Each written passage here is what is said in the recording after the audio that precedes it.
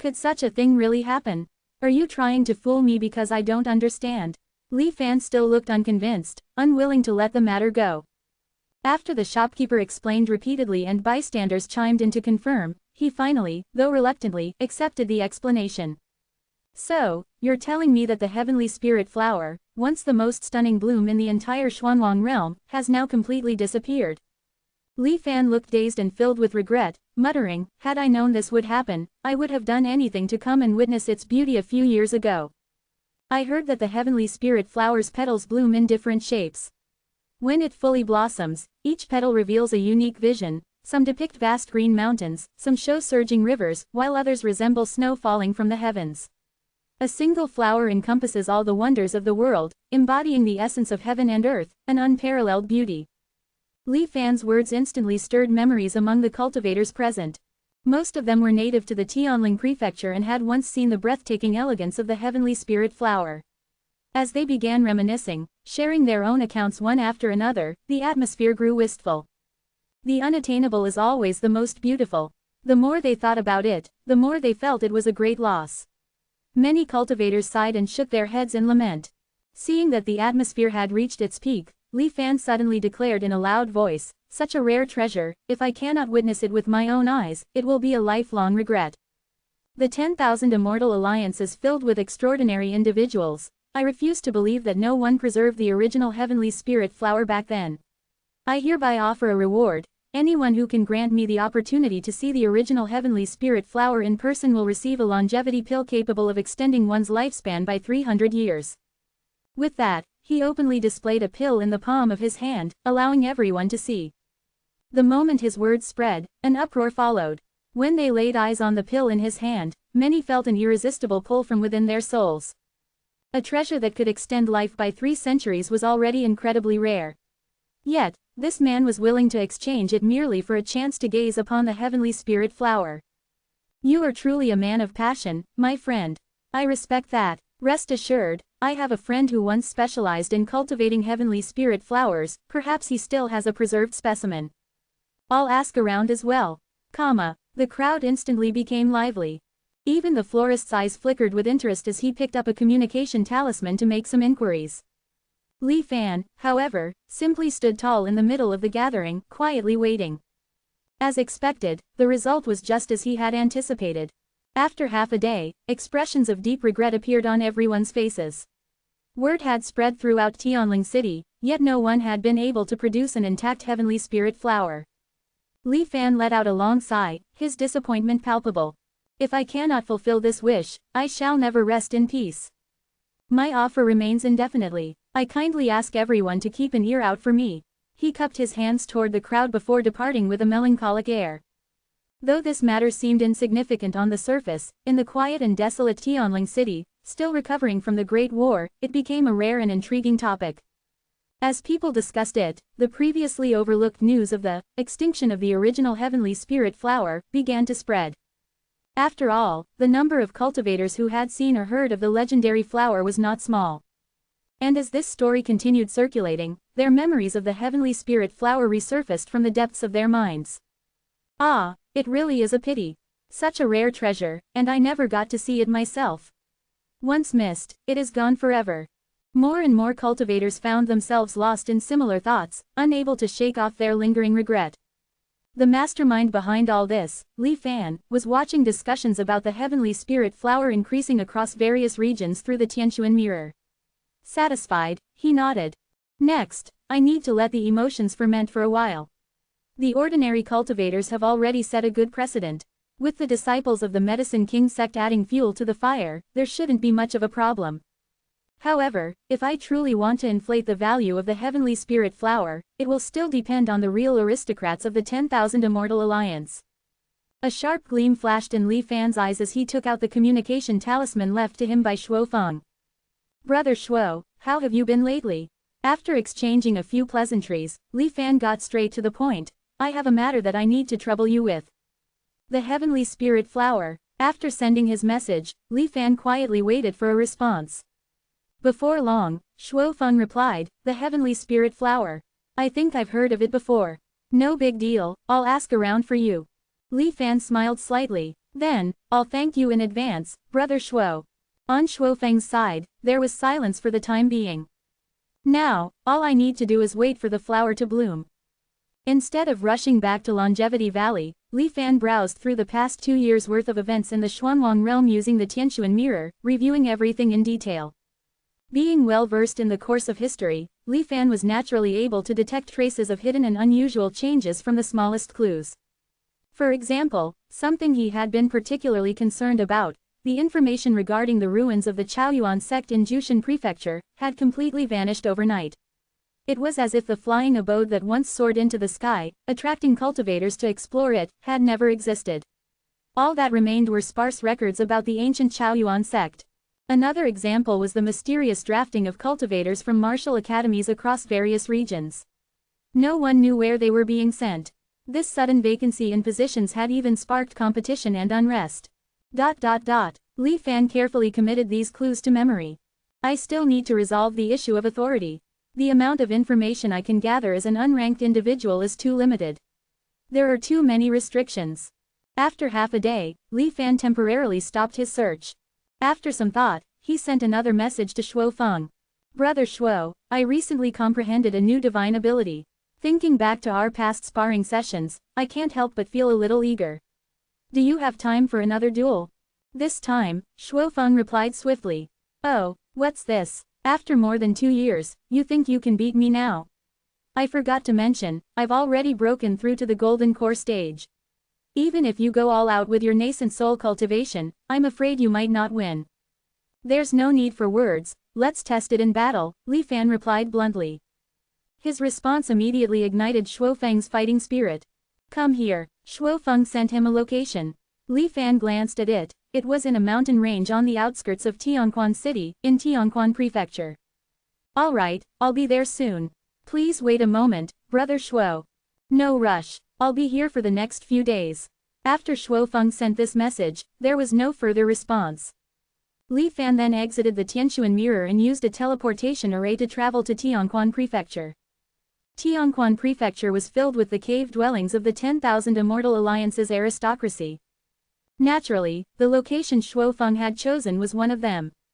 Soaring through the sky, Li Fan carefully avoided the defensive formations that enshrouded the area and headed straight for his destination. While flying, Li Fan occasionally sensed divine consciousness scanning him from below. However, upon realizing he was merely passing by, the probing forces quickly retracted. After the time it takes to brew a cup of tea, Li Fan arrived outside the mountain range marked by Shuofeng. The mountains stretched like a winding dragon, with 16 towering peaks standing proudly. Even through the protective formation, one could faintly sense the dense spiritual energy lingering in the mountain range. The moment Li Fan arrived, a female cultivator in a pale yellow dress flew out from one of the peaks, approaching him. You must be the young master's guest. Please, follow me.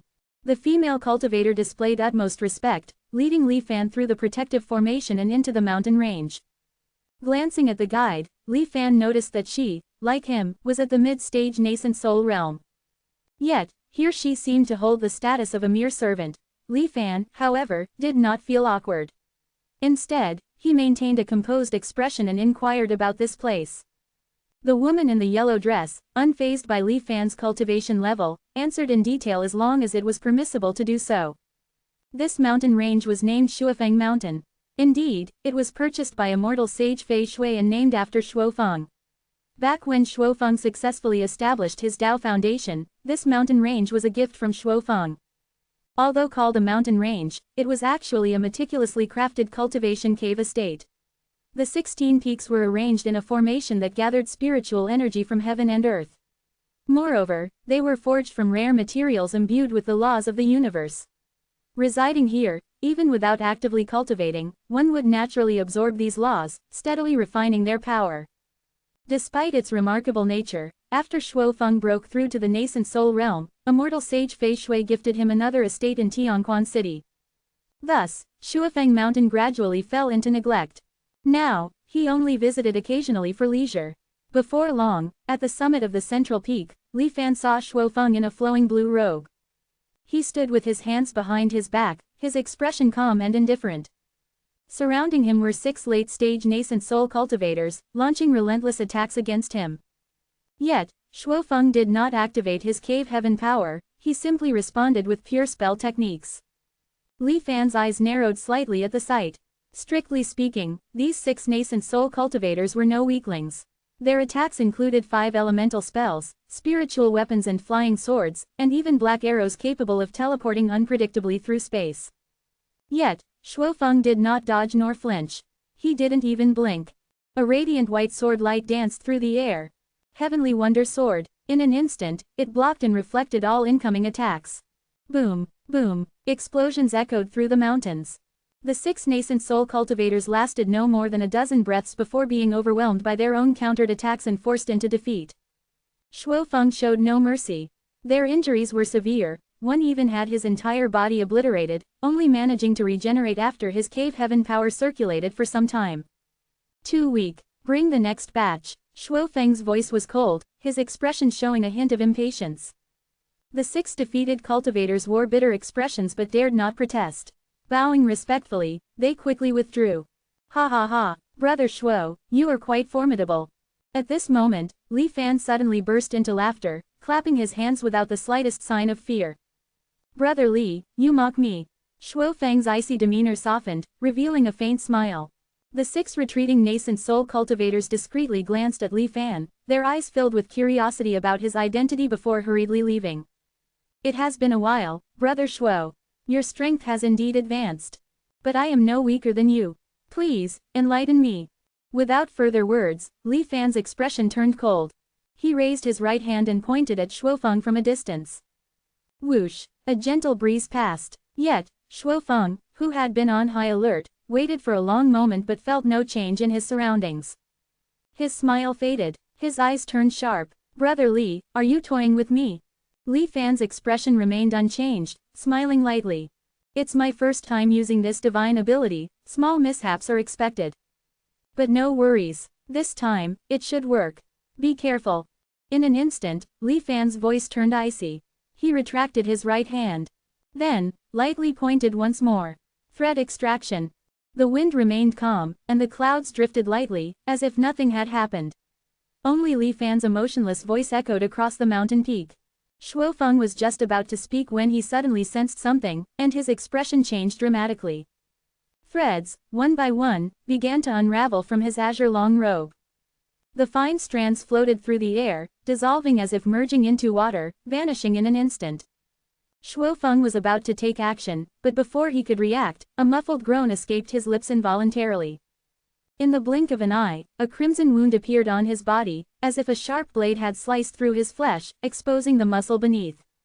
And in front of him, a single red thread had appeared in midair. SSSS's. SSSS's. A strange, eerie sound kept ringing out. With each sound, another crimson thread appeared in the air.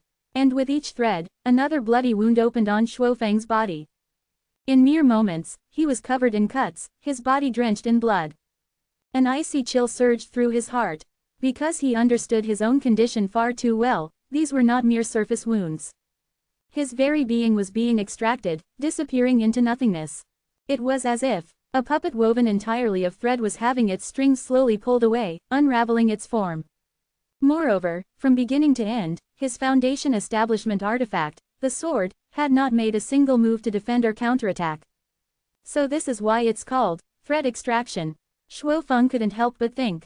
If this continues, a horrifying image flashed through his mind, his own body shrinking bit by bit as the threads were pulled away, until he became nothing more than a tattered, lifeless ragdoll, collapsing helplessly to the ground, awaiting his doom.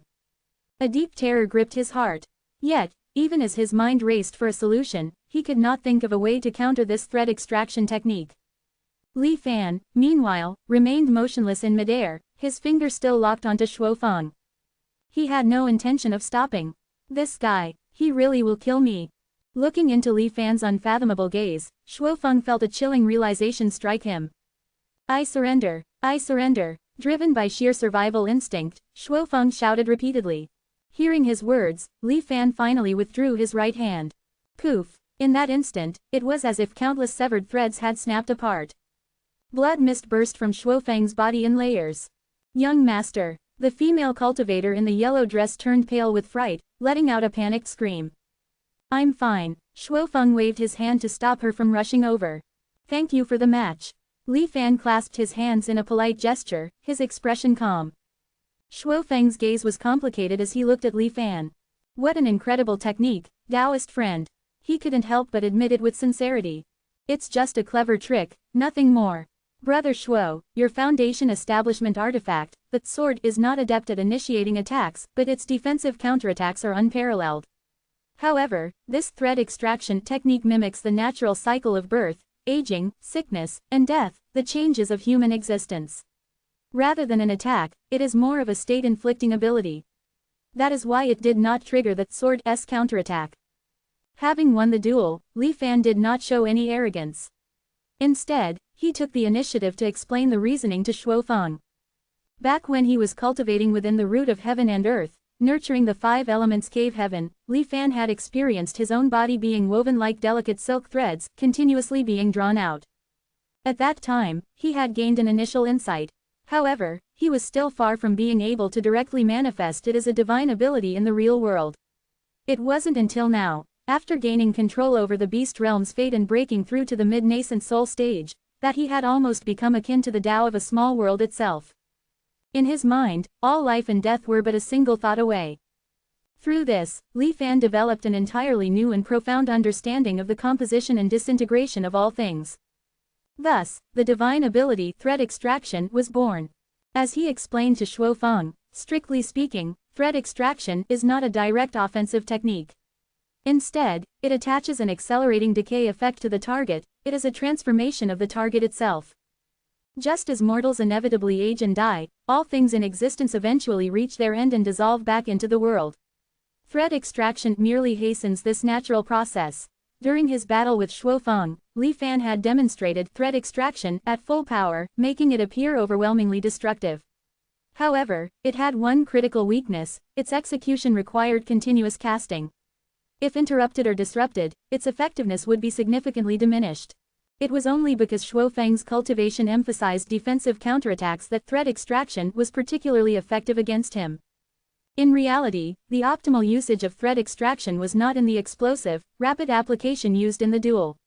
Instead, it should be employed covertly, working silently over time, gradually unraveling a target's threads, without them noticing. By extending the time span, the target would not develop visible wounds as Shuofeng had during the battle.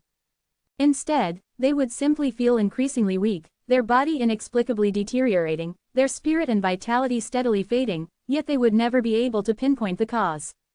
In the end, they would watch helplessly as their life force withered away, perishing in agony. The phrase, "life fades like drawn silk," perfectly encapsulates the technique's essence. It was, without a doubt, an exceptional assassination technique, even surpassing many formless killing arts in effectiveness. As someone who always kept a trump card hidden, Li Fan had deliberately concealed the true lethality of thread extraction during his match with Shuofeng.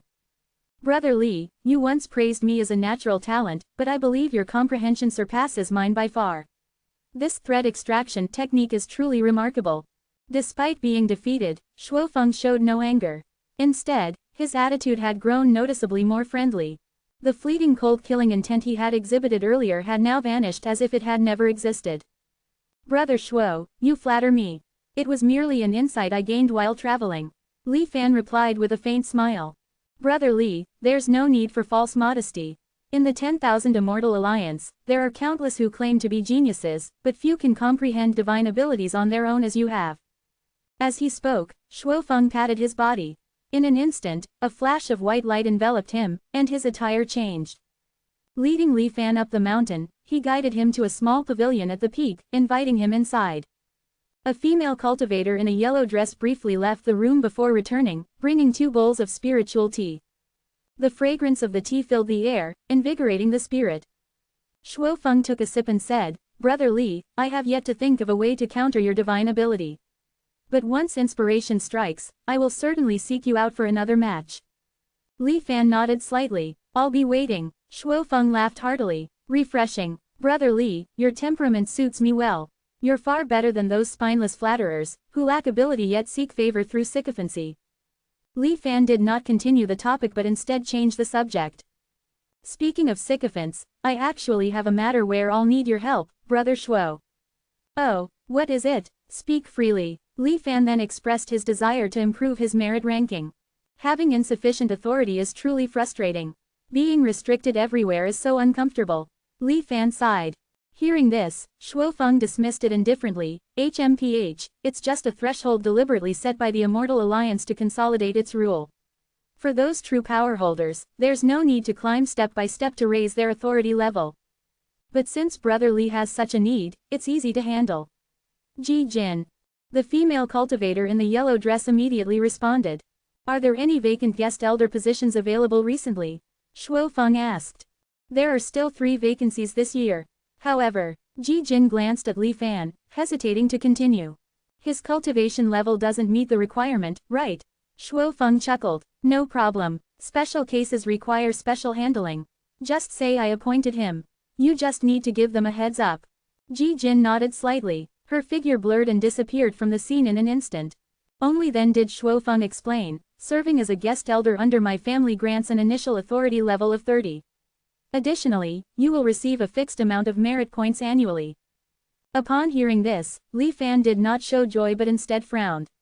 Thank you, Brother Shuo. However, I am used to my freedom. If. Shuo Feng waved his hand. No worries. You won't need to do anything, just hold the honorary position. You and I are like-minded individuals, are we the type to be willingly bound by restrictions? However, Shuo Feng looked at Li Fan, a glint of battle intent flashing in his eyes. If one day your hands itch for a sparring match, you must not refuse me. Li Fan, feeling relieved, immediately cupped his hands in gratitude.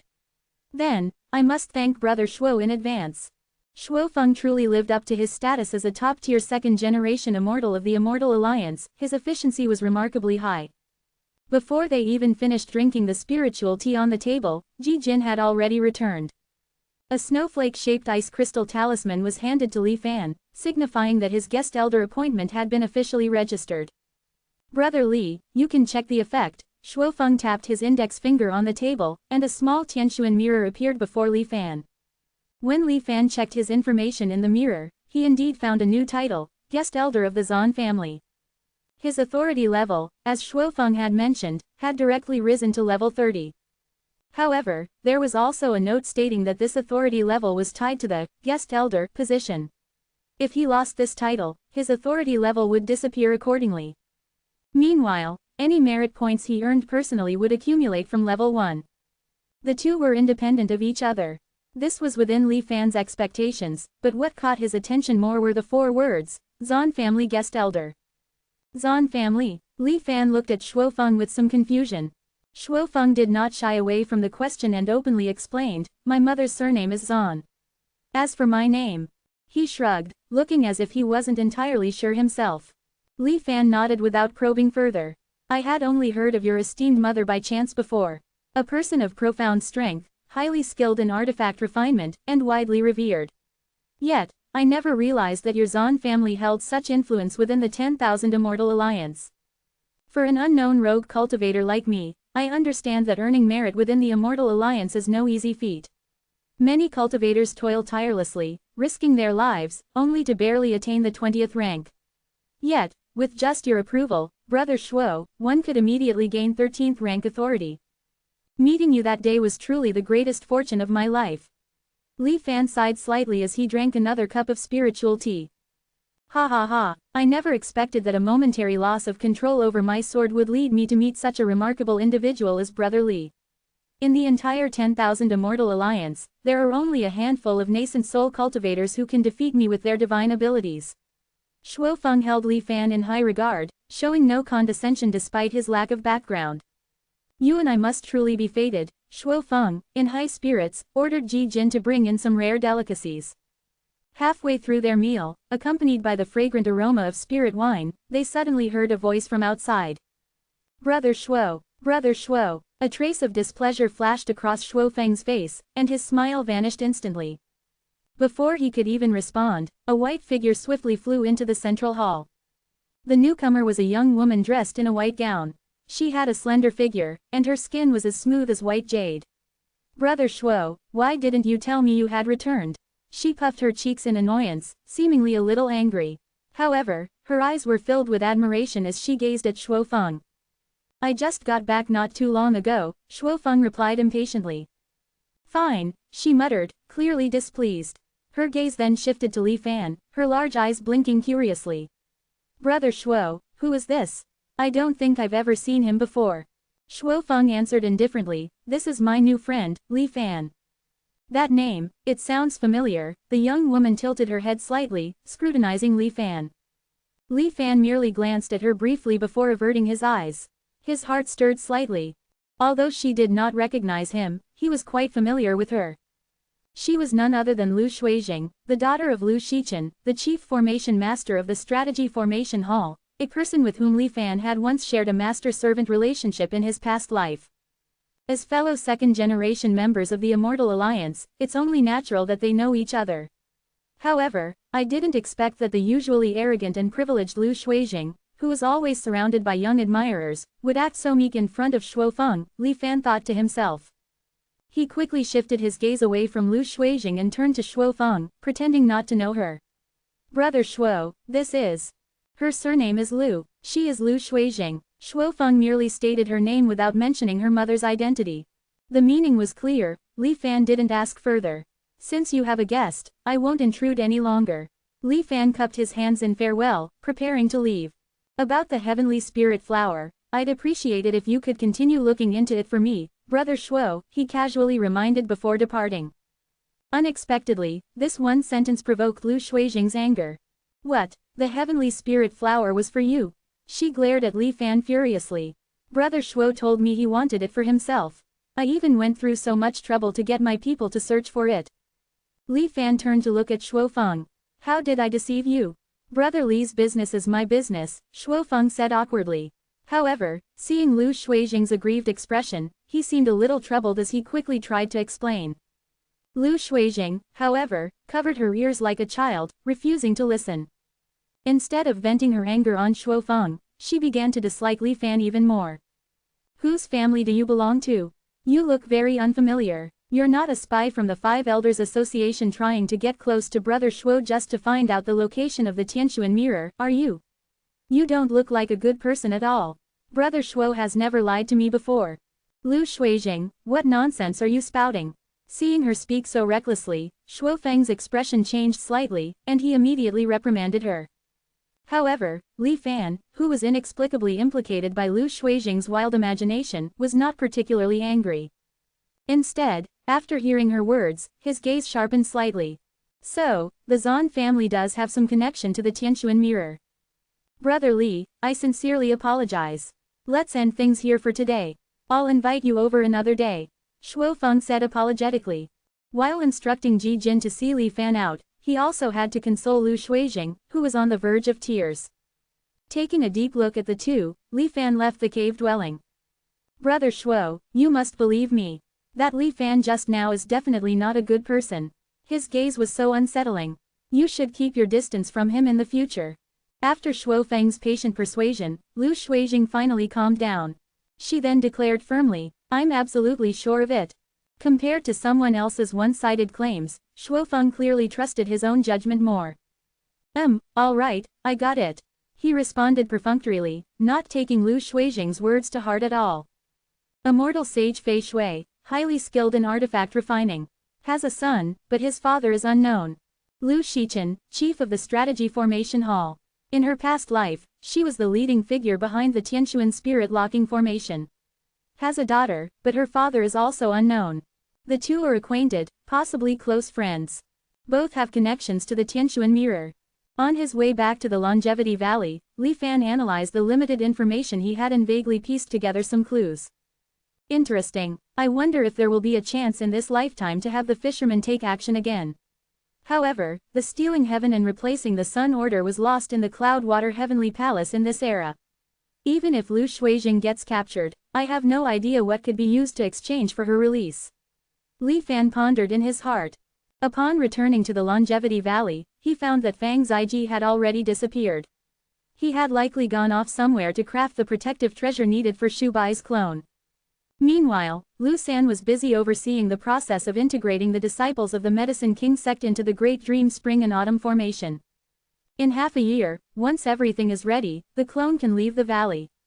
Until then, my true self should continue to stay hidden. Entering his secluded cultivation chamber, he found that the restriction on entering the fallen immortal realm had been lifted. Blessings to the celestial Venerable of Xuanwang.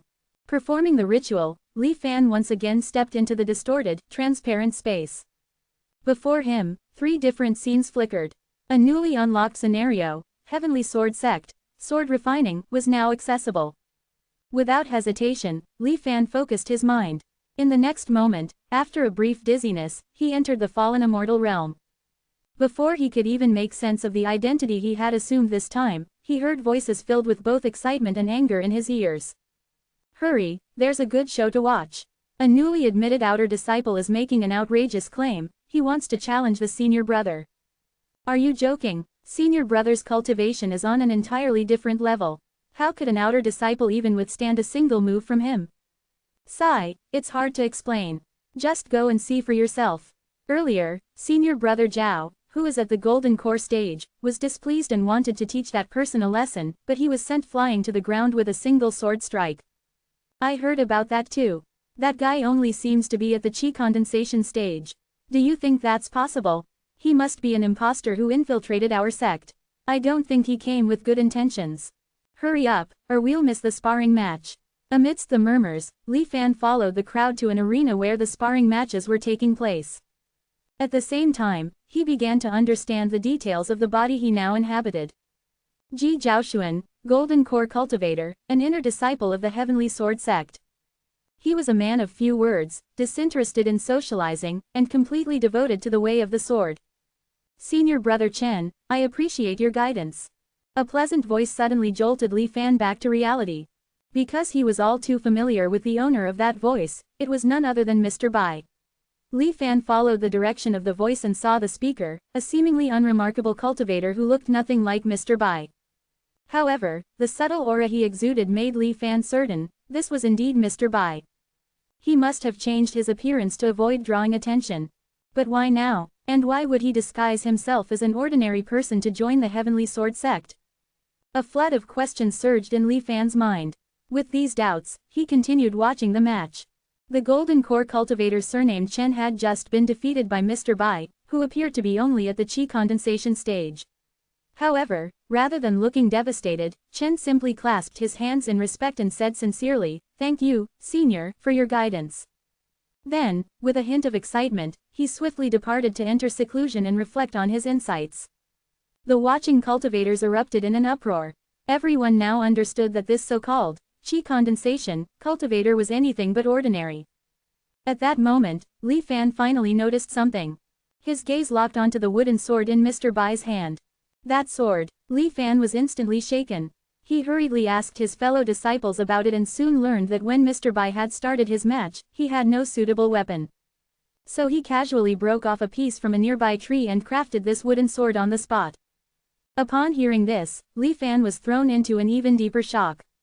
There's no mistake, this wooden sword is the one that will be in Shuofang's hand later on. A heaven's wonder, that sword.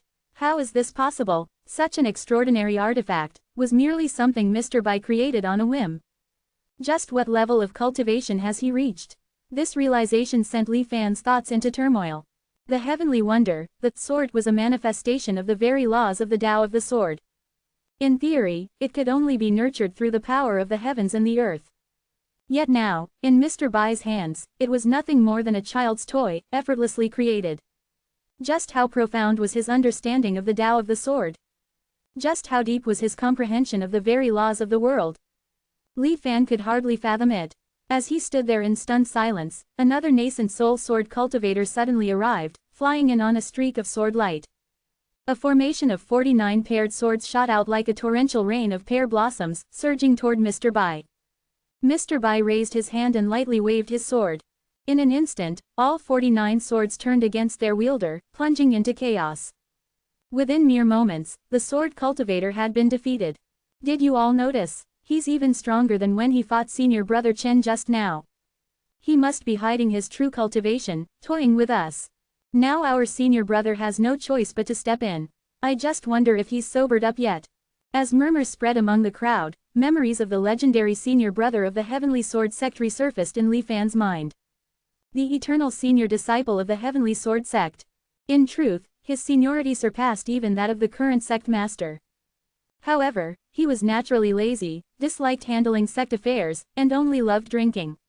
Using the excuse of being the eternal senior brother to all junior disciples, he had monopolized the title of senior brother for years.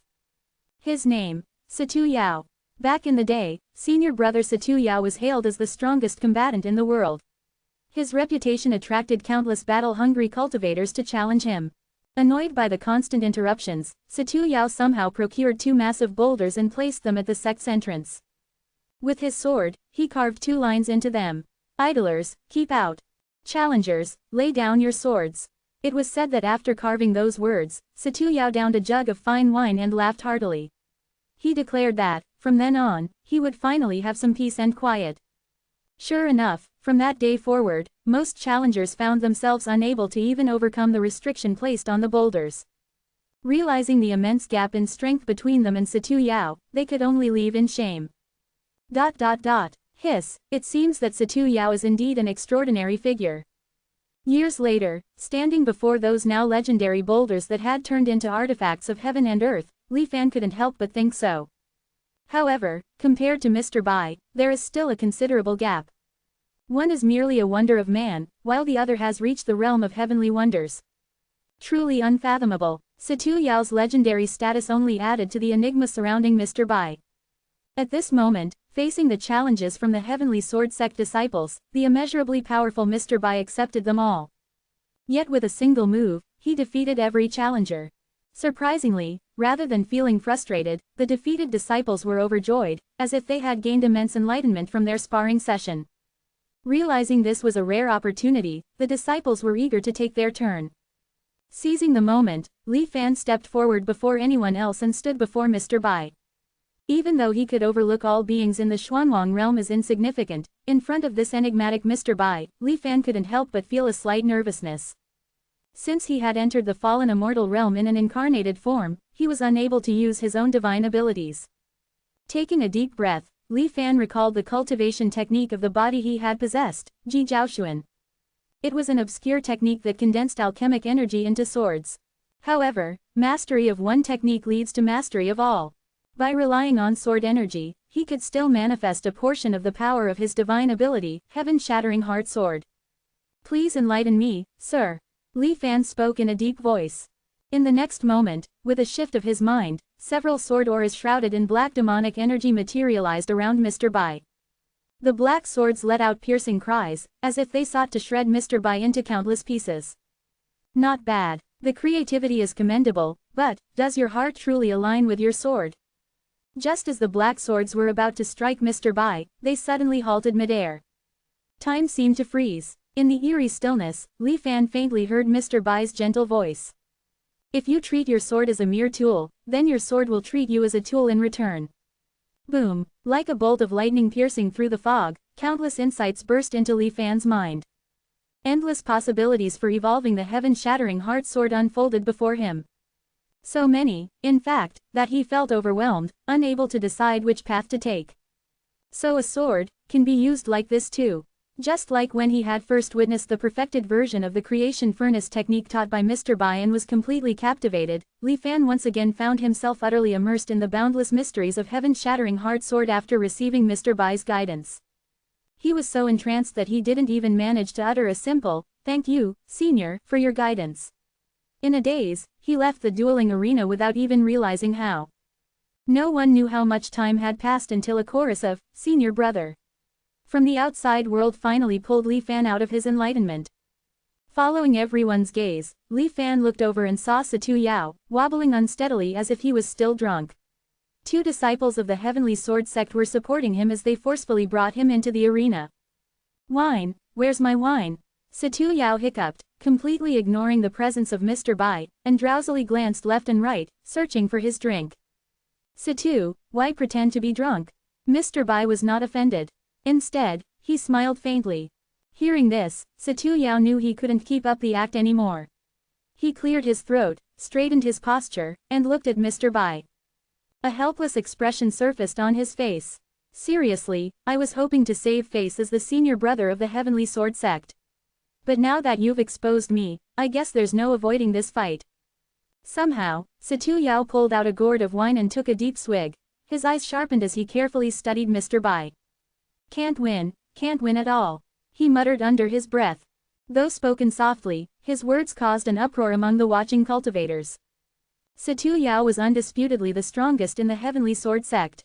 He hadn't fought seriously in years, and no one knew his true limits. Yet, this absolute powerhouse of the Xuanwang realm, before even making a move, had already admitted he wasn't Mr. Bai's match. Situ Yao was not the kind of person to lie or downplay his abilities. If he said he couldn't win, then it meant he truly believed it. So, who exactly was this unremarkable-looking man? Where did he come from? For a moment, every disciple of the Heavenly Sword Sect had their eyes locked onto Mr. Bai, filled with uncertainty and astonishment. To do the impossible, despite knowing it's impossible, isn't that your life's creed, Situ? Mr. Bai encouraged, seeing that Situ Yao was hesitating. That sword of yours, you've kept it hidden for a long time. Isn't it time to test it out? His tone was light, but to Situ Yao, the words hit like thunder. A sudden surge of energy erupted from his body. His eyes narrowed as he scrutinized Mr. Bai, a flicker of doubt crossing his gaze. However, being a true powerhouse, Situ Yao quickly suppressed his doubts and focused his mind. If that's the case, then I won't hold back, he said solemnly. He took a step forward, raised his right hand, and swept his gaze across the disciples of the Heavenly Sword Sect who were watching. Then, with utmost seriousness, he called out, "Junior brothers, bring your swords." In that instant, every single cultivator of the Heavenly Sword Sect, regardless of their location, heard Situ Yao's words. They were momentarily stunned, but without the slightest hesitation, they all threw their life-bound flying swords into the sky. As the senior brother of the sect, Situ Yao had always taken great care of the new disciples. He never put on airs or distanced himself. Whenever his junior disciples were in trouble, he would always stand up for them, even if it meant being biased in their favor. He had held the title of senior brother for so many years. Every disciple, whether directly or indirectly, had received his kindness. Now that he was asking to borrow their swords, how could they refuse? And so, in the blink of an eye, tens of thousands of flying swords soared into the sky. All of them surged towards Situ Yao. For disciples of the Heavenly Sword Sect, half of their cultivation and battle strength resided in their life-bound flying swords. From the foundation establishment stage onward, they poured their blood, sweat, and soul into forging their flying swords, strengthening their durability and lethality, gradually achieving complete harmony with them. Thus, when Situ Yao uttered, "Bring your swords," it was not just tens of thousands of swords that took flight. It was half of the entire Heavenly Sword Sect's battle power. Countless sword auras interwove, illuminating the sky in dazzling colors. Situ Yao raised his hand, fingers shifting into a sword gesture. The storm of swords roared toward their target, Mr. Bai. Countless flying swords gathered into one, seemingly forming a giant sword that spanned the heavens and earth in the void. It locked onto Mr. Bai from afar and arrived in an instant. It seemed that in the next second, Mr. Bai would be pierced by 10,000 swords, dying a tragic death on the spot. However, there was not the slightest trace of panic on Mr. Bai's face. He merely revealed a faint smile and then raised the wooden sword in his hand. Facing the 10,000 swords. Buzz! A resonant sword hum echoed from the wooden sword. In that instant, time seemed to come to a halt. Wherever the sword hum passed, the countless flying swords first stopped in mid-flight, frozen in place. Then, their blades trembled violently, as if struggling fiercely against some invisible force. Finally, the first flying sword lost control and fell from the sky. It plunged into the ground, its blade quivering slightly. Then came the second, the third. In the blink of an eye, countless flying swords rained down from the sky like a torrential storm, embedding themselves into the earth. Densely packed, they formed an impenetrable graveyard of swords within a small area. Yet, not a single one had touched even the corner of Mr. Bai's robe. The ultimate killing move that Situ Yao had cultivated for most of his life had been effortlessly neutralized. At that moment, the entire Heavenly Sword Sect fell into a deathly silence. The wooden sword in Mr. Bai's hand emitted another sword hum. Then, all the disciples, including Li Fan, witnessed a scene that would remain etched in their memories forever. All the flying swords embedded in the ground suddenly bent toward Mr. Bai's direction of their own accord. As if paying homage to their emperor, they bowed in reverence. Mr. Bai stood calmly, holding his wooden sword, his expression indifferent. "You are," at this moment, as if recalling something, Situ Yao's pupils shrank abruptly, and he blurted out in shock. Mr. Bai smiled slightly and gently waved his wooden sword once more. In an instant, the countless flying swords returned to their respective owners. "I came today to ask for a favor." Having effortlessly resolved the conflict, Mr. Bai casually tossed his wooden sword aside and smiled as he addressed Situ Yao. "Please, speak." Situ Yao's tone was filled with deep respect. Mr. Bai glanced around but did not immediately speak. Situ Yao suddenly slapped his forehead as if realizing something. "Please, follow me." With that, he led Mr. Bai toward the Grand Hall of the Heavenly Sword Sect. Only the many cultivators still standing in shock remained, unable to recover from the scene they had just witnessed. So this is the true power of a supreme expert from the ancient cultivation world. Li Fan was also awed by the overwhelming might of Situ Yao's sword strike. He had a vague feeling that if that single massive sword had been successfully unleashed, it could have torn a rift in the Xuanwang realm itself. And yet, the fact that Mr. Bai had so casually neutralized the attack. Somehow, it did not surprise him at all. After all, based on the current information available, Mr. Bai's status has risen to an even higher level. He seems to have surpassed the power limits of ordinary cultivators, and he may even be connected to the true Immortal who created the entire fallen immortal realm. Although Situ Yao's sword strike was powerful, it was ultimately insignificant before an Immortal. A long time passed before the disciples of the Heavenly Sword Sect finally recovered from the shocking scene they had just witnessed.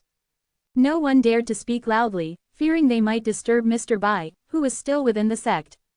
Instead, they whispered among themselves, some even expressing their shock in a near hysterical manner.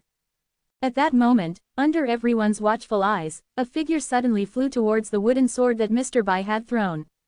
It was Li Fan. Ignoring the murderous gazes of the other cultivators who wished to kill him, Li Fan took a deep breath and gripped the wooden sword tightly. In that fleeting instant, it felt as if a radiant white light illuminated the heavens and earth. Countless profound mysteries of the sword unfolded within his mind in an instant. Li Fan was completely entranced. But in the very next moment, a violent tremor shook the ground, and the wooden sword was forcibly wrenched from his grasp. Li Fan snapped out of his enlightenment. A trace of frustration and reluctance flashed through his heart, and he suddenly realized that, for some unknown reason, he had been flung several meters away. Seeing this, the other cultivators also tried to imitate Li Fan, attempting to pull out the wooden sword. But without exception, the moment they grasped it, they were immediately repelled. Sigh, it makes sense. How could we possibly take away something that belongs to such a powerful figure so easily? Perhaps only senior brother could pull it out. Everyone sighed in regret, gazing greedily at the lone wooden sword in the field, wiping the drool from the corners of their mouths. Just as recorded in true history, Mr. Bai did not take the wooden sword with him. Without a sound, he simply left the Heavenly Sword Sect. No one knew what he and Situ Yao had spoken about. But from that day onward, the Heavenly Sword Sect bore a new mission. To forge a legendary weapon that only exists in the stories of the sect, the world-rifting divine weapon. At any cost. As an inner disciple, Li Fan was naturally required to contribute as well. Like the other disciples, his task was to absorb insights from the wooden sword and channel them into a sword embryo, a type of primal stone. One by one, countless primal stones infused with their sword comprehension were thrown into the massive crater at the back of the Heavenly Sword Sect. Using molten flames, they forged the prototype of the world-rifting divine weapon. No one knew the true purpose of this divine weapon, but senior brother Situ Yao held immense authority, and the unparalleled power displayed by Mr. Bai had left the entire Heavenly Sword Sect in awe. Thus, the disciples held no resentment toward this endeavor. On the contrary, by comprehending the wooden sword's mysteries, they could elevate their own cultivation and mastery of the sword. So why not? And just like that, time passed swiftly.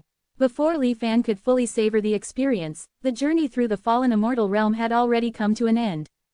As the surrounding scene faded, Li Fan found himself back in the warped, transparent bubble of space. The three visions before him had dimmed and were no longer selectable. However, he did not immediately leave. Instead, he silently reflected on everything he had witnessed in the Heavenly Sword sect. Based on the timeline, the Heaven Sword sect's divine refinement happened after Ningyuan's acquisition of the longevity fruit but before the beast-taming sect's upheaval. I never expected that the creation of the world-rifting divine weapon was also Mr. Bai's directive, raising a rift whale, forging a world-rifting divine weapon. What exactly is Mr. Bai planning? On the surface, it seems like he is preparing for an impending catastrophe, creating multiple contingencies and backup plans. But is that truly the case? Judging others by oneself, Li Fan always felt that behind everything Mr. Bai did, there might be other unknown secrets. However, Mr. Bai was an extremely mysterious figure. His thoughts were not something that Li Fan could fathom at his current level. After pondering for a long time, Li Fan still came up empty-handed and had no choice but to set it aside for now. Within the fallen immortal realm, there is also a condensation of the Sword Dao's laws. If I could take it out of the fallen immortal realm, what kind of consequences would it bring? Back in the mortal small world, Li Fan had conducted a similar experiment before. He understood that in the natural order, two identical heavenly treasures could not exist. If, for some special reason, two did come into existence, then eventually, they would merge and elevate each other. The weaker one would vanish, while the stronger one would remain. Although the wooden sword in Shuo Feng's hands is said to be a wonder of the heavens, I have always felt that the one Mr. Bai wielded thousands of years ago was its complete form. After enduring 1,000 years of trials and tribulations, its power may have weakened. So if I can take the wooden sword out, wouldn't that mean? Interesting. Imagining the moment when Shuo Feng suddenly lost his foundational treasure, Li Fan shook his head slightly.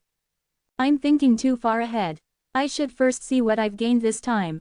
Leaving the fallen immortal mirror and returning to the Longevity Valley, Li Fan carefully recalled everything he had witnessed in the Heavenly Sword sect. Moments later, a trace of disappointment appeared on his face. I didn't fulfill my obsession, so I can't bring back my insights after all. Wait a moment, Li Fan's eyes gleamed. With a flick of his fingers, countless streaks of blue sword light flashed through the void in front of the meditation chamber. Fixing his gaze on the continuously flickering, heaven-shattering hard sword, a familiar sensation surged in his heart.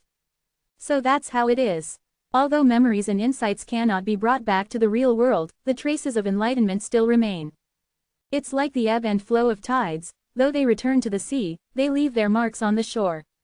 In this way, even if I don't directly obtain comprehension, it is still immensely beneficial for me to deduce divine abilities. It's as if I've inexplicably gained a great deal of proficiency. Feeling a surge of joy, Li Fan immersed himself in comprehending the Sword Dao while the familiar sensation still lingered. Time passed unknowingly. It was only when a message from Fang Ziji arrived that Li Fan was pulled back to reality. It turned out that his secluded cultivation had already lasted for more than half a year. The white robe and folding fan, protective artifacts he had instructed Fang Ziji to craft, had finally been completed. Truly, in cultivation, time is meaningless, Li Fan sighed softly, but he did not rush to leave. Instead, he first checked the situation in the fallen immortal realm.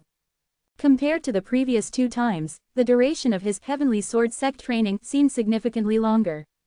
Even after half a year had passed, there were still about 5 months remaining before he could re-enter.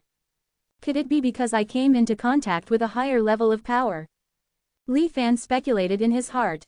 Without dwelling on it too much, he simply memorized the next entry point and then exited seclusion, where he was greeted by the excited and immensely proud Fang Ziji. Haha, Sect Master, I really outdid myself this time. The artifacts I've crafted, even someone like Lu San wouldn't be able to easily break through their defenses. That's because the young master urgently needs these items. I was afraid that if I used my full strength, I might accidentally destroy them. Lu San glared at Fang Ziji before turning to Li Fan and explaining. But young master, to be fair, old Fang really put effort into refining these treasures this time. They are indeed well crafted.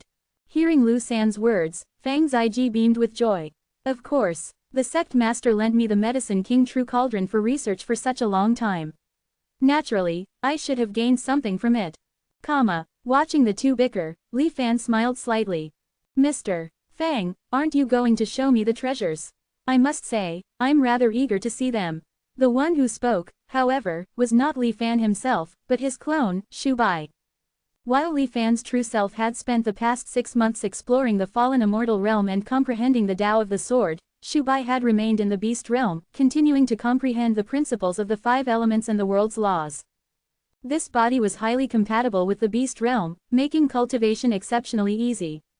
His talent was no less than that of any so-called prodigy. The two had long been accustomed to the existence of the clone, so when Shubai suddenly appeared in the secret chamber, neither Lu San nor Fang Ziji found it surprising. "Young master, please take a look." With a proud expression, Fang Ziji waved his hand, and 4 spheres of light immediately appeared before them. Within the spheres of light were a white robe, a folding fan, a scented pouch, and a jade pendant. The pure glaze robe is crafted from rare materials such as 100-color glaze and floating life pure light. It remains untainted by dust and untouched by calamities. Conventional attacks below the Dao integration realm can be completely ignored. Even cultivators at the Dao integration level would need considerable effort to break through its defenses. The shadowless 100-flower fan is refined from shadowless stone and heavenly hollow jade. The folding fan is adorned with a painting of 100 blooming flowers, but in reality, it seals hundreds of actual flowers within it. The wielder can freely select and mix floral fragrances at will. More importantly, in times of crisis, the fan can create a phantom illusion that attracts the enemy's attention while the true body silently escapes 100 miles away. The 1000-knot silk pouch, aside from its standard storage function, it can also capture female cultivators of interest. Through the 1000-knot love web, their minds will gradually change over time. Even if they were once mortal enemies, they would eventually come to love the owner of the pouch with unwavering devotion. Fang Ziji spoke enthusiastically, unable to contain his excitement. Li Fan and Lu San, on the other hand, exchanged odd glances. The last item, the heavenly treasure carriage token, one's mode of transportation is just as important as their appearance. Simply flying with sword flight like an ordinary cultivator would be far too lacking in style. Within this carriage token are over 100 different types of flying carriages and vessels. Every time you go out, you'll be spoiled for choice. Each flying treasure has a spacious interior. Even if you bring along a dozen or 20 ladies, it will still be more than sufficient. Cough, cough, Mr. Fang, that will do. Li Fan's expression twitched, while Shubai, his clone, helplessly interrupted. Fang Ziji finally noticed the slightly awkward atmosphere. Taking the hint, he wisely shifted to guiding Shubai on how to refine these 4 treasures. By refining them with your blood essence and divine sense, not only will the treasures recognize you as their master, but when you suffer serious injuries, these 4 treasures can collectively share the damage. After half a day, Shubai had successfully refined all the treasures. He now wore the white robe, held the folding fan, and had the scented pouch as a small ornament hanging from the end of the fan. The jade pendant rested on his body. Whoosh! Shubai opened the fan with a gentle flick, waving it slightly. A soft white glow enveloped him, while a faint fragrance emanated around him. What an elegant and refined young master, Lu San's eyes brightened as he couldn't help but praise. As the saying goes, a man is judged by his attire. Shubai was already exceptionally handsome, with an outstanding demeanor. Now, adorned with the magical artifact meticulously designed by Fang Ziji, he appeared almost otherworldly, leaving those who beheld him momentarily dazed. Fang Ziji couldn't help but sigh in admiration. However, after a moment, he furrowed his brows. But I still feel like something is missing. Lu San was puzzled. Missing what? I think it's already perfect.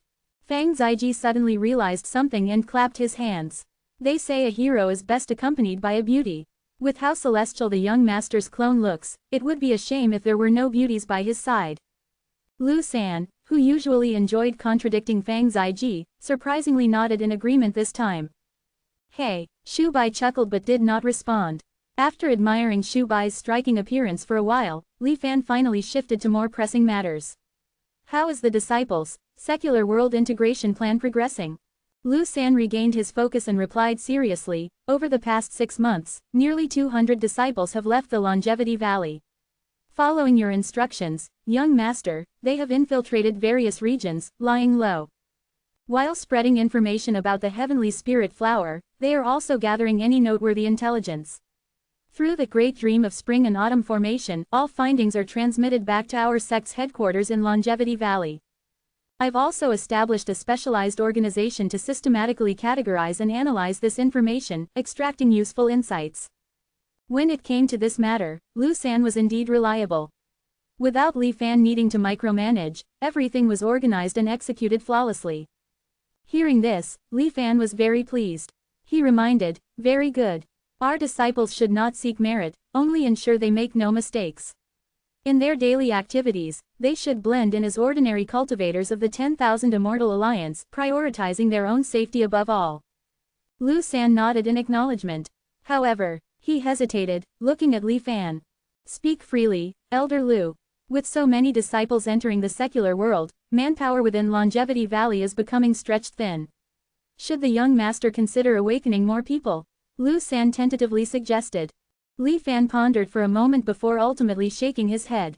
"We currently don't have any surplus cultivation techniques. Even if we awaken more people, it would only bring unnecessary trouble without much benefit. The exotic beasts in the beast realm, however, can be put to use for now. With my clone suppressing that realm, they won't dare harbor any rebellious thoughts. Everything must be done step by step. The revival of our Medicine King sect is not something to be rushed." Lu San nodded slowly in understanding.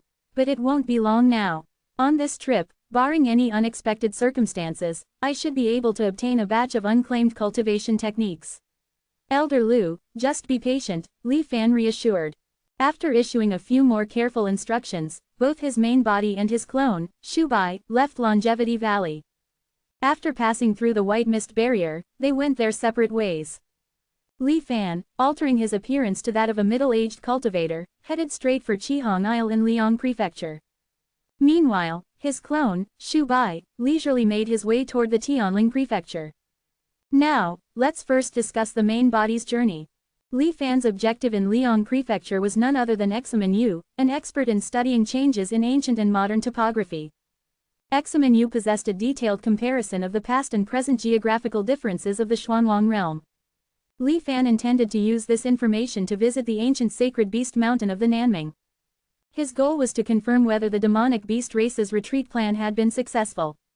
Although, according to Xiao Hei's memories and the dying words of Red Nine-Headed, the demonic beast race should have successfully retreated. However, since this information has been relayed through multiple people, there is inevitably some distortion. It's better to see it with one's own eyes.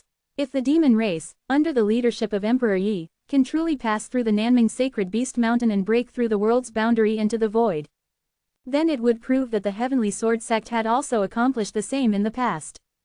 Perhaps, the next step in the fallen immortal realm should focus on researching how to obtain the forging methods of world-rifting divine weapons. Not only would this provide a means of retreat for oneself, but such a secret technique would surely be of great interest to both the 10,000 Immortal Alliance and the Five Elders Association. Liang Prefecture is located in the southwest of the 10,000 Immortal Alliance, not too far from the four central prefectures. Within its territory lies a great lake, named Yueyang Lake. The prefecture derives its name from the lake. According to legend, at sunrise every day, a magnificent scene unfolds. A crimson sun leaps from the depths of the lake. In that moment, the solar chi is far denser than in other regions. Absorbing and comprehending it for just a short while is equivalent to days of arduous cultivation. Thus, many cultivators have gathered along the shores of Yueyang Lake. Moreover, the lake is rich in resources. The fish in its waters, nourished daily by the dense solar chi, have become extraordinary. Their flesh is exceptionally delicious, and consuming them is akin to swallowing fire attribute spiritual stones, filling one's body with warmth. Thanks to this great lake, even cultivators of mediocre talent can advance rapidly.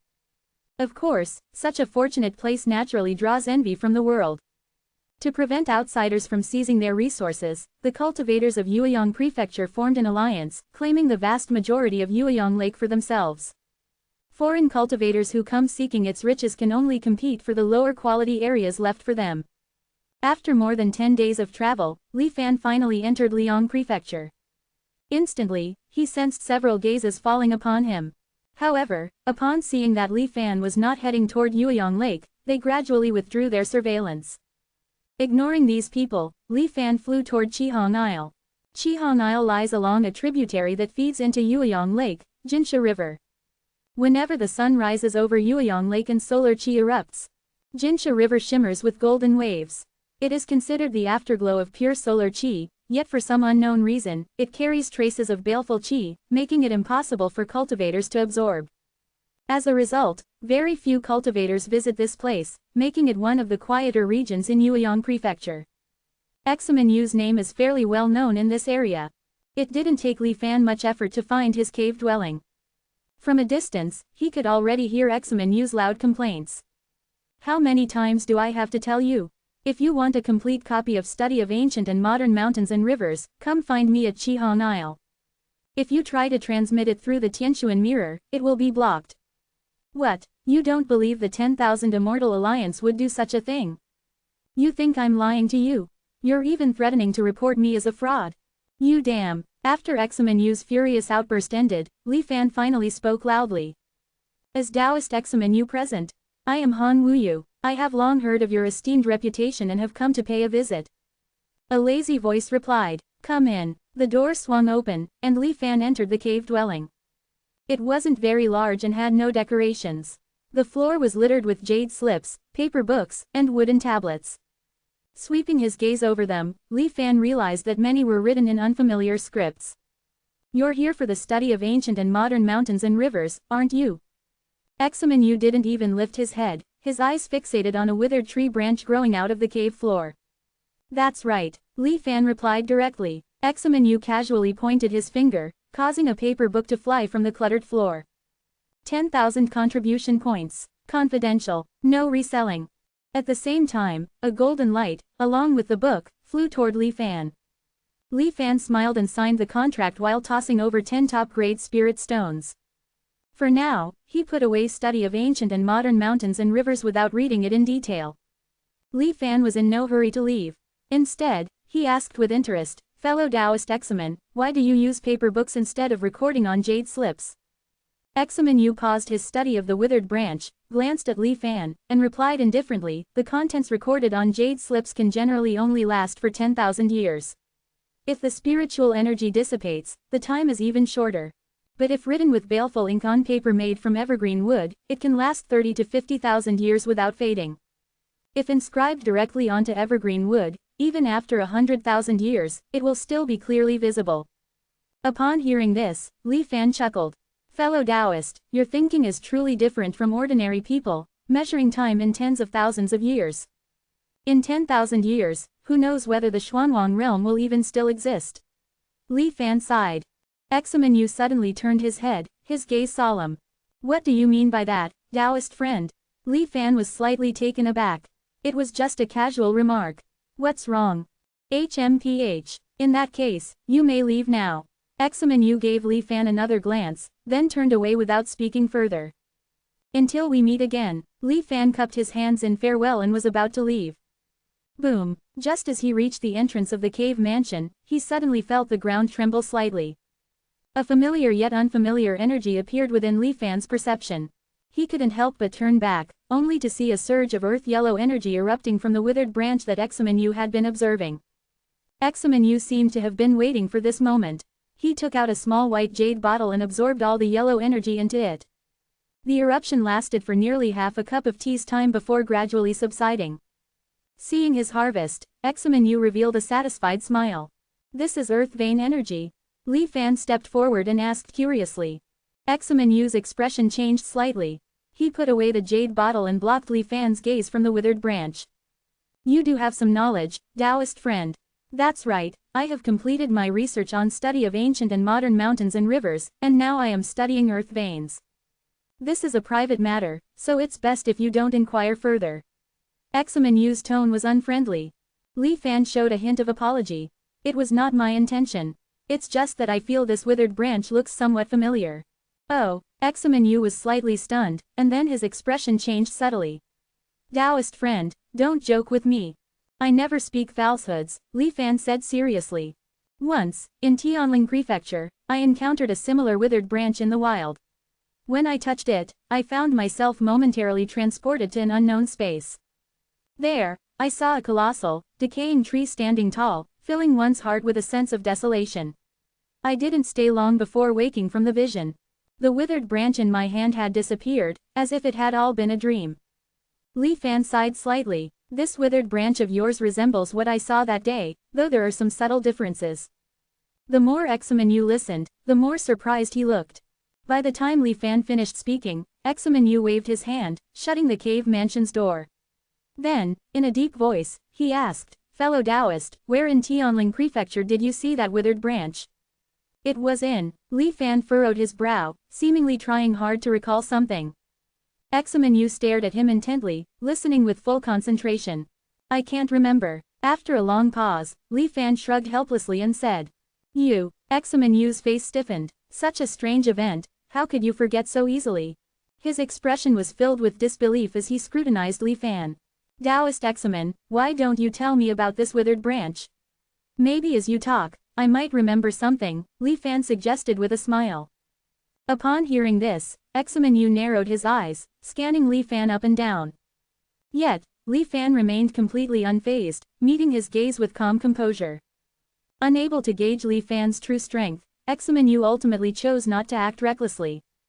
He shifted slightly, revealing the withered branch he had been guarding behind him. After a brief silence, he finally spoke, "As for this item's origins, I'm not entirely sure myself.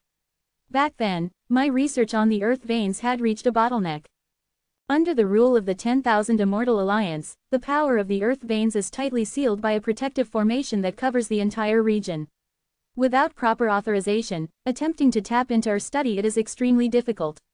I tried many methods, but I couldn't find a breakthrough. Just as I was considering switching to a different research direction. About 2 years ago, the power of the earth veins in this area suddenly erupted. It was as if a catastrophic disaster had occurred thousands of miles away, one capable of annihilating an entire province, triggering a chain reaction. Seeing this rare opportunity, I seized the chance to absorb the overflowing power of the earth veins.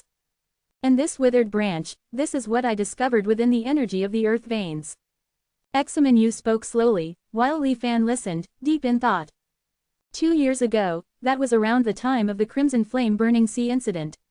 Could it be that Hongxi, in his attempt to force out the hidden crimson flame within the earth veins, caused this disturbance by forcefully extracting its power? The Xuanwang earth veins are interconnected. Though separated by vast distances, they can still influence one another. In the past, in the Kongyan Sea, there was a sunken island that emerged from the ocean due to the distant event of 100 mountains flattening into plains. The seismic activity Examen Yu observed here might very well be the residual shockwaves from the battle with the crimson flame back then. Looking at the withered branch, which was still continuously emitting a yellowish-brown energy from the earth veins, Li Fan asked with some confusion. "The power of the earth veins is supposed to be pure and pristine. How could a withered branch be mixed into it? Ordinary trees would be crushed into dust within mere moments in the depths of the earth veins due to the immense pressure. What exactly is the origin of this branch? Not only has it endured in the earth veins, but it can also draw upon and absorb the suppressed energy within." Li Fan then turned his gaze toward Examen Yu once more. "I assume the 10,000 Immortal Alliance hasn't detected the disturbances in the earth veins here yet. If they had, considering this concerns the safety of their grand protective formation, they would have definitely sent people to eliminate this hidden threat." Examen Yu's expression shifted slightly, but he did not deny it. "This withered branch does indeed possess some kind of mysterious power. It seems to be of the same origin as the earth veins, so my small-scale extractions for research have only been perceived as natural fluctuations of the earth veins themselves." The withered branch's emission of earth vein energy seemed intermittent, following a specific pattern. At this moment, the outflow was gradually weakening until finally, no more energy seeped out.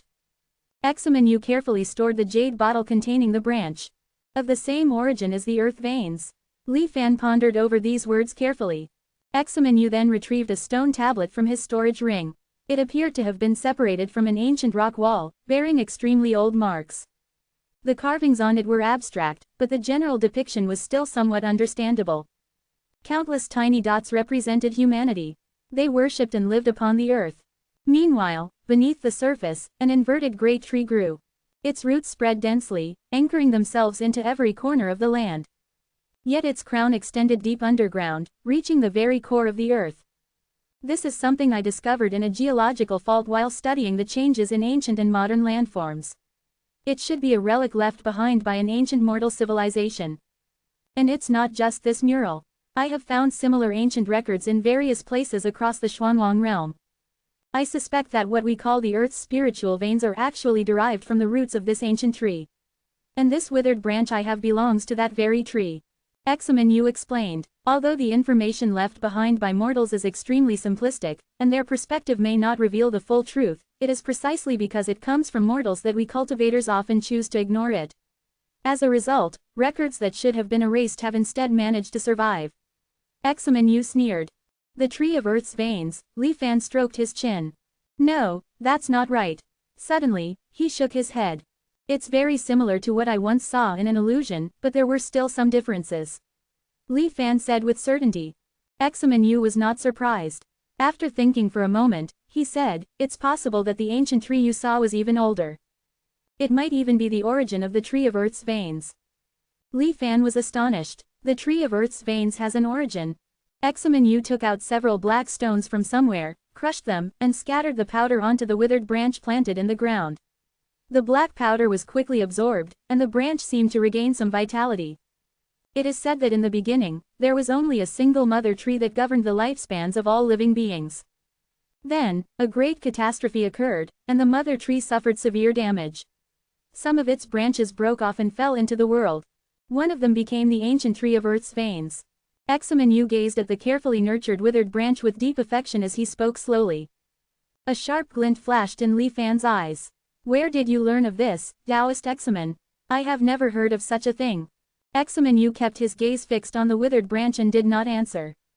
Li Fan paused, then nodded slightly. Ah, after hearing you say this, I seem to recall something. Back then, I encountered that withered branch right here. Casually, he sketched out a map of Tianling Prefecture and marked a location. Only then did Examen Yu shift his focus from the branch and firmly memorize the location before erasing the map. Times have changed. Over the years, I have revisited that place many times, but I have never been able to find that withered tree again. Taoist Examen, you should not place too much hope on this. Li Fan cautioned. Examen Yu chuckled. Such a rare object can only be found by chance, not sought after. But I've always been lucky.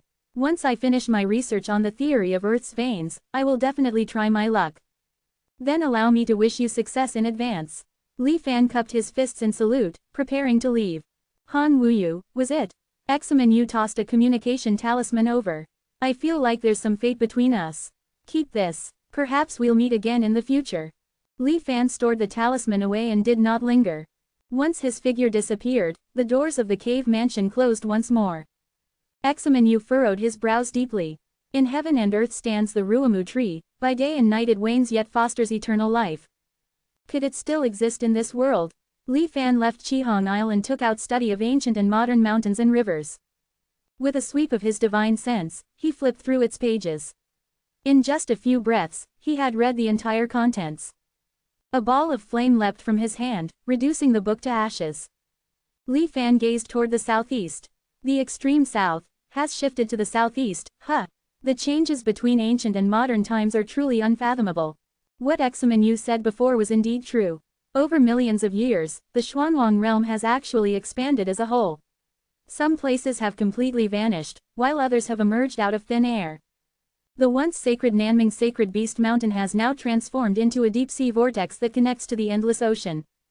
According to Examen Yu's investigations, the Sacred Beast Mountain no longer exists. However, a sharp gleam flashed in Li Fan's eyes. Around the Grand Whirlpool, a ring of islands coiled like a dead giant serpent. This must be the red snake I saw back in the fallen Immortal realm, the one that wrapped around Nanming Sacred Beast Mountain. If even it has perished, then the demonic beast race's journey when they left the Xuanwang realm might not have been as smooth as they had hoped. Li Fan flew toward Tiancheng of Yueyang Prefecture. On the way, he reverted to his original appearance. As a guest official of the Zan clan, he held a level 30 authority, granting him free access to the long-distance teleportation formation. Originally, traveling through conventional teleportation formations would have taken at least half a month. With the long-distance teleportation formation, he could arrive in just half a day. Upon reaching Yueyang Tiancheng, he entered the inside of Immortal Ancestors Statue Hall. The attending reception staff verified Li Fan's identity and were slightly startled. They then respectfully led Li Fan to the teleportation formation chamber. Moreover, he was given priority over the cultivators ahead of him in the queue. The formation was activated for him first. The cultivators who had been bypassed showed little resentment. Realizing that Li Fan's status was extraordinary, they only revealed curiosity and envy in their gazes. A slight dizziness washed over him. In the next instant, Li Fan arrived at Lingshu Prefecture, where the deep-sea Grand Vortex resided. As he stepped out of the teleportation formation and adjusted to the anomalies in his body, he sensed something unusual. He had used long-distance teleportation formation before. Since the process involved crossing multiple prefectures and passing through many layers of devouring essence white mist barriers, it typically resulted in more than just dizziness and discomfort. The loss of lifespan from the journey was also quite noticeable, like a part of himself being extracted, leaving behind a faint sense of emptiness. But this time, Li Fan checked his truth interface for his current age. It's not an illusion. My lifespan hasn't decreased significantly. Has the devouring essence white mist weakened, or has the 10,000 Immortals Alliance improved the long-distance teleportation formation technology? Recalling his previous experience crossing the white mist from Longevity Valley, Li Fan pondered. The devouring essence white mist is still effective. Then what does this mean? He also remembered that the 10,000 Immortals Alliance had been secretly dispatching personnel into the white mist, seemingly searching for something. It seems that, apart from the Samantabhadra true boat, the 10,000 Immortals Alliance may have found another way to counter the devouring essence white mist. What exactly is hidden within the white mist?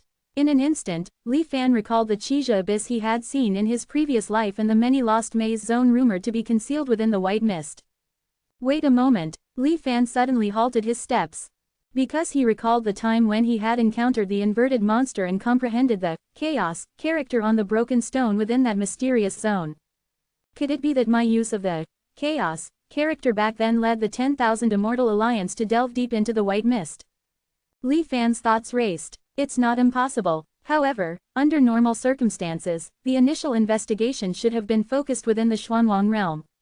Yet, they directly set their sights on the depths of the white mist. Does that mean they've already searched the Xuanwang realm and found nothing?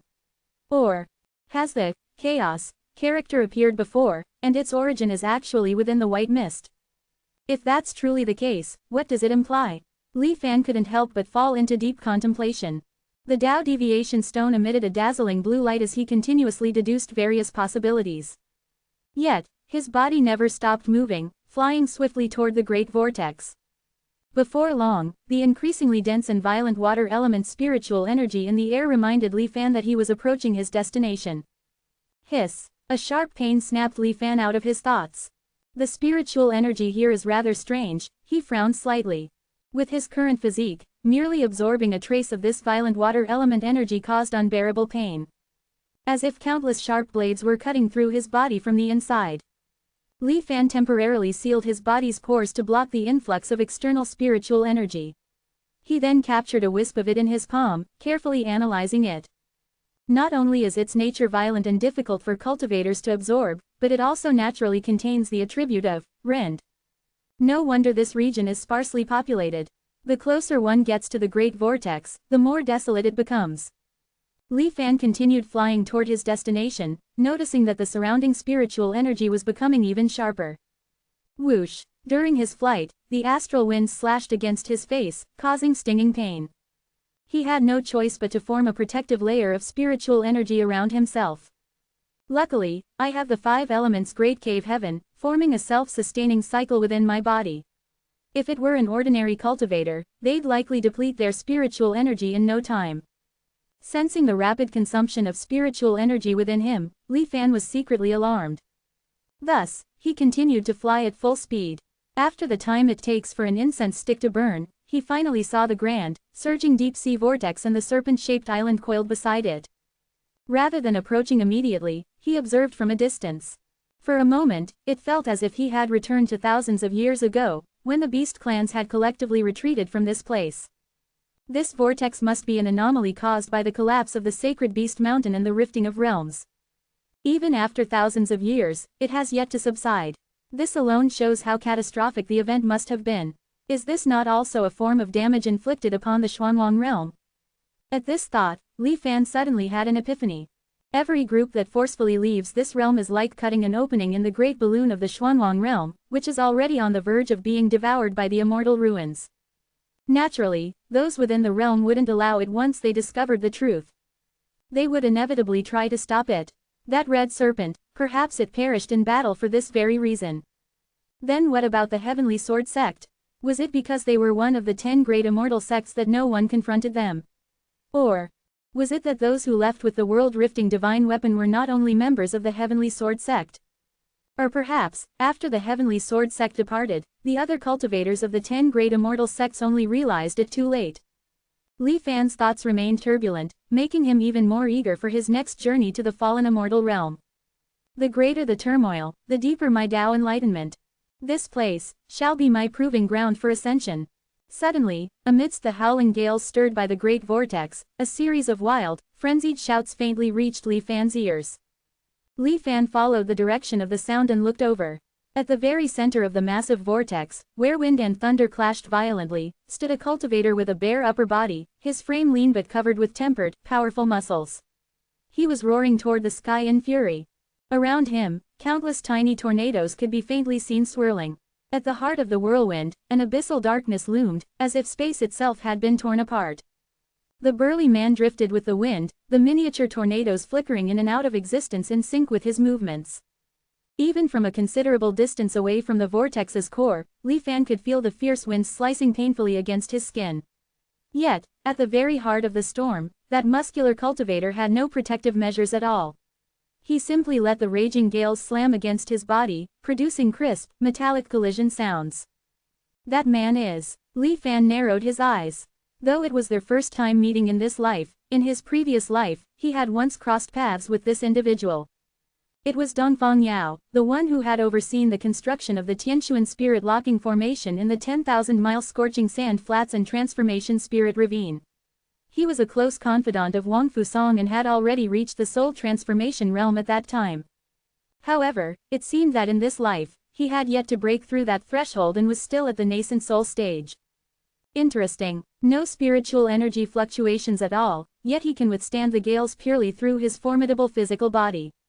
If I recall correctly, body refining techniques in the Xuanwang realm are limited by the world's natural laws, making progress extremely slow past a certain point. I wonder how he managed to refine himself to this level. Li Fan did not rashly approach but instead observed Dongfang Yao from a distance, contemplating his insights. The violent winds howled as the vortex's currents grew even more turbulent. Dongfang Yao attempted to steady himself within the storm, pushing toward the vortex's core. Each step forward caused his body to emit ominous creaking noises, as if he were being compressed by immense pressure. HMPH. Dongfang Yao let out a deep roar, the veins on his neck bulging as a faint golden glow enveloped his muscles. With unwavering resolve, he continued advancing toward the vortex's center. Suddenly, a black rift, resembling a bolt of lightning, appeared out of nowhere before Dongfang Yao. It was as if a sword had descended from the void, slashing directly across his body. Boom! A deafening explosion resounded, its force so immense that it pierced through the storm and rain. A fresh wound split open across Dongfang Yao's body, forcing him several steps back. Yet, instead of fear, his expression showed excitement. "I've finally been waiting for you." With a strange shout, the grievous wound on Dongfang Yao's body healed in an instant. He stomped hard against the void, and in a sudden burst of energy, he leapt forward dozens of feet in an instant. A colossal black rift loomed ahead. It was unclear whether it had just appeared or had always been there, hidden since ancient times, beyond the sight of ordinary beings. A black radiance, sharp as a sword, slashed straight down Dongfang Yao's midline. PFF'd. Dongfang Yao's flesh was instantly torn apart, nearly splitting him open from chest to abdomen. His body was flung backward, retreating 1,000 feet in the blink of an eye, returning to the outer perimeter of the vortex where it was relatively safe. "Are you all right, fellow Taoist?" Seeing this, Li Fan called out at the right moment. Without approaching, he flicked over a healing pill, 100 heal pill, specially prepared for him by Lu San before this expedition. Though not quite a miraculous panacea that could revive the dead or regrow lost limbs, it was still an exceptional healing medicine. For ordinary injuries, it could heal completely within just a few breaths. Dongfang Yao reached out and caught the 100 healing pill. With just a glance, he swallowed it whole. "This is nothing. Many thanks for your concern, fellow Taoist." As he spoke, the originally severe wounds on his body had already healed completely. Not even a scar remained. While part of the credit belonged to the 100 healing pill, the greater reason was Dongfang Yao's exceptionally strong physique. Li Fan couldn't help but take notice. How should I address you, fellow Taoist? Dongfang Yao temporarily halted his training amidst the wind and rain, soaring over to Li Fan's side. I am Li Fan. I heard of the Grand Vortex phenomenon in Lingshu Prefecture, so I passed by to witness it for myself. I never expected to meet such an extraordinary individual like you, fellow Taoist. Li Fan's gaze swept over Dongfang Yao's well-defined muscles, his eyes filled with admiration. My name is Dongfang Yao. He waved his hand dismissively. I'm not extraordinary, just a bit sturdier than most. Fellow Taoist Dongfang, you are being far too modest. With such an incredibly strong body, even the legendary body cultivators of ancient times might not compare to you. Li Fan clicked his tongue in amazement. Dongfang Yao burst into laughter. Now, that's something I like to hear. Just as he was about to continue speaking, he suddenly turned his head and looked toward the center of the Grand Vortex. Amidst the roaring wind and thunder, a dark shadow seemed to surface once again. Fellow Taoist, wait here for a moment. I'll be right back. His voice still echoed in the air as his figure shot toward the whirlpool's core like a bolt of lightning. A series of deafening explosions and collisions resounded once more. A few breaths later, Dongfang Yao returned, covered in fresh blood and looking rather battered. This time, however, Li Fan did not take out another 100 healing pill. Instead, he quietly observed Dongfang Yao heal himself. His injuries were even more severe than before, but with just a bit more effort, he had fully recovered once again. So I worried for nothing and wasted a top-grade pill, Li Fan remarked in feigned exasperation. Haha, it wasn't wasted. I still have it stored in my stomach. Dongfang Yao smugly patted his abdomen and laughed. Li Fan was momentarily stunned before shaking his head with a wry smile. You truly are a fascinating person, fellow Taoist. Dongfang Yao simply smiled without replying. To remain here at the ancient rift's vortex for so long without even flinching, you must be hiding some extraordinary abilities as well, Taoist Li, Dongfang Yao said meaningfully after a moment of contemplation. A trace of helplessness appeared on Li Fan's face. The Xuanwang realm is riddled with dangers. Without some means of survival, how could I dare to wander about? But it's nothing more than a quick spiritual recovery technique, not even close to comparing with your abilities, fellow Taoist. I've heard that body cultivation is extremely difficult. To reach this level, you must be a once-in-a-generation genius. Li Fan remarked with genuine admiration. Dongfang Yao waved off the praise, but the pride in his expression was impossible to conceal. It's just that my physique is naturally a little special. As he spoke, the dark fissure at the whirlpool's center reappeared. Dongfang Yao halted their conversation and charged into the chaos once more. Again, he returned with severe injuries, and again, he conversed with Li Fan after healing. After several repetitions of this cycle, Li Fan gradually pieced together some truths from Dongfang Yao's words. It turned out that Dongfang Yao, much like Yi Feipeng, carried a trace of ancient beast bloodline within him. Though diluted over thousands of years to the point of near insignificance, Dongfang Yao had once encountered a rare treasure that fully awakened the latent potential of his beast lineage. At first, I worried it might turn me into something neither human nor beast, but that thing, truly miraculous, Dongfang Yao sighed in amazement. It merely extracts and amplifies the effects brought by the demonic beast bloodline within me, allowing me to absorb them.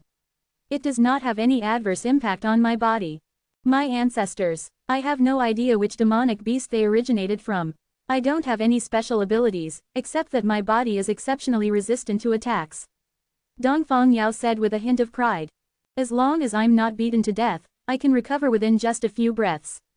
He patted his chest, producing a loud thud. The legacy of your predecessors, combined with your own good fortune. That's not something one can simply envy. Li Fan sighed and shook his head. I can see that you're not far from breaking through to the soul transformation realm. Are you planning to advance here? After a moment, Li Fan asked. Not at all, not at all. I am here for two reasons. First, to temper my body, and second, to comprehend the Tao of World Rift. Dongfang Yao spoke confidently. Though my defense is extremely strong, I lack offensive means. If I get into a fight, I'd be nothing more than a punching bag. How could that not be frustrating? That's why I found this place, which is perfect for me to comprehend the Tao. World Rift, a subtle glint flashed in Li Fan's eyes. I've heard you mention this term multiple times just now. What exactly does it mean? Dongfang Yao shrugged. I'm not entirely sure either. But from the vague memories I inherited from my ancestors, I know that this place holds something akin to a scar on the Xuanwang realm. Compared to ordinary spatial rifts, it is several times more dangerous. Moreover, he paused briefly. Before coming here, I made some inquiries. It is said that, in this great vortex, some cultivators have occasionally witnessed an extraordinary sight. A massive pillar of light bursts forth from the center of the vortex, piercing through the heavens and the earth. The entire world seems to tremble slightly, and the wind and clouds shift in response. The magnificent scene only lasts for a few moments before disappearing. And that pillar of light, as if it never truly existed, leaves no trace behind, just like an illusion. Some say it is a time mirage, a phenomenon that replays a real event from thousands of years ago. I don't quite understand it myself. Dongfang Yao, appearing open and straightforward, told Li Fan everything he knew. I actually know a little about this time mirage, Li Fan's gaze flickered as he explained. When certain conditions are met, specific events in the world get recorded and then replayed at particular moments, over and over again. Dongfang Yao suddenly understood. So, you're saying that this light pillar once tore apart the Xuanwang realm, creating this great vortex. That's truly astonishing, if I could comprehend even a fraction of its power. As he spoke, excitement flashed across Dongfang Yao's face. The moment another black spatial fissure appeared, he let out a loud cry and charged toward the vortex's center. Nanming Sacred Beast Mountain, the world-rifting divine weapon. If that's the case, then at the former site of the Heavenly Sword Sect, there should also be such a scar left on the Xuanwang realm. Perhaps I could ask Shuofeng about it, he was the one who found the precise location of the sword back then. As Dongfang Yao immersed himself in comprehending the power of Rift, Li Fan did more than just observe. His formless killing intent had already locked onto Dongfang Yao. Though his physical body was not as resilient as Dongfang Yao's, meaning he could not recklessly charge into the vortex's core, by observing through Dongfang Yao's perspective, he could still closely study and perceive the power of the Black Rift. Interesting, this seems somewhat similar to the force produced when the 5 elements merge into one. No wonder a time mirage manifests here as well. While Li Fan's true self was outside the great vortex, comprehending the Tao amidst the storm. His clone had already arrived in Tianling City. Shu Bai, with his peerless beauty, naturally drew attention wherever he went. However, his cold and aloof demeanor, coupled with his extraordinary attire, made it clear that he was no ordinary person. As a result, no cultivators dared to approach him recklessly. He leisurely wandered through Tianling City. Over time, the name of the Heavenly Spirit Flower had spread widely throughout the 10,000 Immortal Alliance. What was originally a niche interest, only known to a select group, had now gained widespread recognition. First, Li Fan had offered longevity treasures as a bounty for it. Then, Shuofeng and Lu Shuijing ordered people to inquire about it, while disciples of the Medicine King sect, dispersed across various regions, secretly fueled the trend. With multiple forces pushing it forward, almost every cultivator, unless they lived in complete isolation, had at least heard of the Heavenly Spirit Flower. After a prolonged collective effort, people were finally forced to accept a cruel truth. The Heavenly Spirit Flower no longer existed in this world. The battle between the 10,000 Immortal Alliance and the 5 Elders Association had resulted in countless fallen cultivators. The entire state was soaked in unimaginable bloodshed. The Heavenly Spirit Flower, born from the essence of heaven and earth, was naturally sensitive to such changes. Now, every flower petal carried faint traces of red blood energy. What an eyesore! It ruins the elegance. Alas, what good does war bring? Instead of gaining anything, countless cultivators perish, and the world loses its former beauty. Peace is hard to come by. Fellow Taoists, you must cherish it and not recklessly start another conflict. Some mourned, some reflected. But others saw an opportunity. Although the original Heavenly Spirit Flower no longer exists, this particular one has only a faint trace of blood energy, almost imperceptible. Compared to the original breed, it's not much different. If you're interested, why not take a look for yourself? As its fame grew, the value of the Heavenly Spirit Flower skyrocketed. Sharp-witted cultivators seized this moment to capitalize on the hype, deliberately selecting flowers with minimal blood energy to sell. After all, the original breed had gone extinct, seeing a lower-grade substitute wasn't a bad alternative. While not many were willing to spend large sums on it, the vast number of cultivators in the 10,000 Immortal Alliance meant there were always buyers. Moreover, the heavenly spirit flower had a fixed annual yield, and those with less blood energy were even rarer. This naturally led to a continuous rise in its price. Tianling City, which had been somewhat desolate after the war, was now bustling once again. Some came out of curiosity, hoping to witness the flower in person. Others sought to profit through speculation. Meanwhile, the merchants selling heavenly spirit flowers came up with innovative methods. Their shops were filled with unopened heavenly spirit flowers. Customers could try their luck, gambling on how much blood energy would appear on the petals once the flower bloomed. If fortunate enough to pick one with minimal blood energy, they could sell it immediately for several times the price. Of course, the vast majority suffered losses. But the world has never lacked cultivators who believed in their own luck. As a result, even unopened heavenly spirit flowers became highly sought after. The flowers barely stayed on display before they were quickly sold out. Luck, huh? Shu Bai smiled slightly as he stood among the crowd. Without much thought, he casually picked one. Shopkeeper, this one will do. After paying the spirit stones, he did not take the flower with him but patiently waited for it to bloom. Chapter 690. Shu Bai lingered in the shop, and the owner did not stop him. After all, with his breathtakingly exquisite appearance, Shu Bai merely standing there, doing nothing, was enough to attract the attention of passing cultivators. Even though cultivators could reshape their appearances, and those with stunning looks were not uncommon, Shu Bai was still someone who could leave people in awe at first glance. Moreover, the otherworldly and mysterious aura he carried only added to his allure. Both men and women paused in the store, secretly observing Shu Bai while casually purchasing a heavenly spirit flower as a cover. Business boomed, and the shop owner was naturally overjoyed. Overwhelmed with excitement, he wished Shu Bai could stay in the store day and night. However, that was obviously impossible.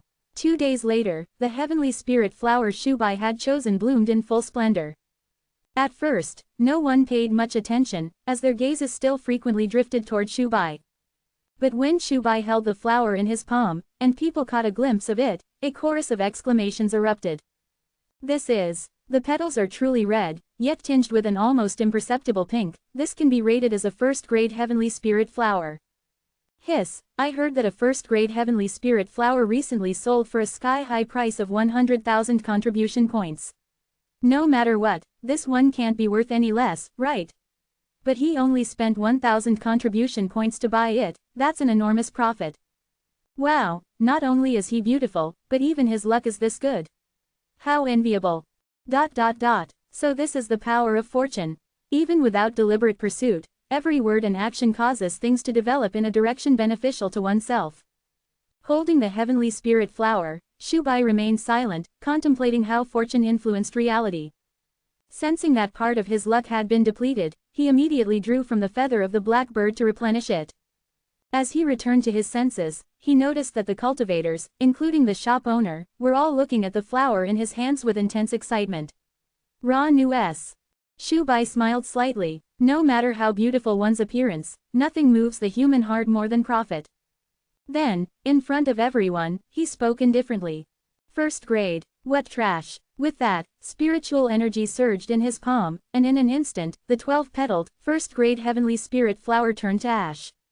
What are you doing? The crowd erupted in shock. Although Shu Bai was the rightful owner of the flower and could dispose of it however he wished, it was still a treasure worth over 100,000 contribution points. Destroying it so casually, while even calling it trash, was simply too much. The faces of the cultivators darkened, their expressions turning grim. One scholar-like cultivator, clutching a heavenly spirit flower in his arms, stepped forward with a livid expression. Fellow Taoist, you may not love it, but please, do not harm it. The life of a heavenly spirit flower is already fleeting. In its full bloom, it should be admired and shared with the world. He continued speaking in righteous indignation. Move aside, you're in my way. Shu Bai, however, simply flicked open a folding fan and effortlessly brushed the scholar to the side. Ignoring him completely, Shu Bai walked away unhurriedly. The scholar's face flushed red with anger. Strictly speaking, this scholar was not bad-looking, but compared to Shu Bai, he lacked a certain charm. He had already felt somewhat displeased with Shu Bai, and now, being looked down upon, jealousy and anger surged within him all at once. All first-grade heavenly spirits are trash. What an arrogant statement. You should know that unless the original species appears, the most beautiful heavenly spirits in the world are merely a few top-grade ones. Have you ever seen one yourself? The scholar shouted at Shubai. From what I know, those few top-grade heavenly spirits had just bloomed and were immediately bought, gifted to various Immortal Alliance dignitaries for their viewing pleasure. Who exactly are you, and when have you ever seen one? The scholar was somewhat cautious, afraid of offending someone he shouldn't. His tone was restrained, carrying a hint of probing. Shubai turned around upon hearing this. With a crisp swish, he unfolded his folding fan, gently fanned himself, and shook his head with a smile.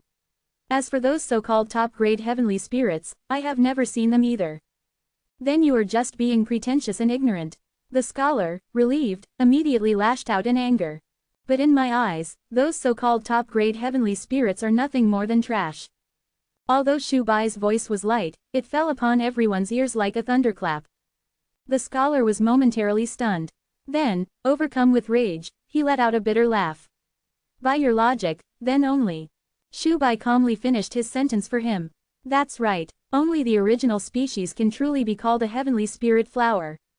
As he spoke, he extended his right hand. A translucent, paper-thin sheet, delicate as cicada wings, unfolded in his palm. A heavenly spirit flower appeared on the sheet, as vivid as if it were alive. All 17 of its petals were incomparably detailed, to the point where one could even see the entire flower trembling ever so slightly. The scene instantly fell into an eerie silence.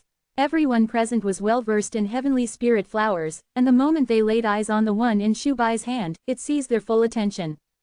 The original species. After a brief moment, someone snapped out of their trance and cried out in shock. What? That's the original species, the absolute pinnacle of heavenly spirits, worthy of its name. Compared to the original species, any so-called top-grade or first-grade heavenly spirit, if tainted with even a hint of blood, is nothing but garbage. Not only was the previously arrogant scholar stunned, but the cry of original species had also drawn the attention of nearly all the cultivators in Tianling City. More and more cultivators rushed over upon hearing the news, staring at the heavenly spirit flower in Shubai's hand in a daze.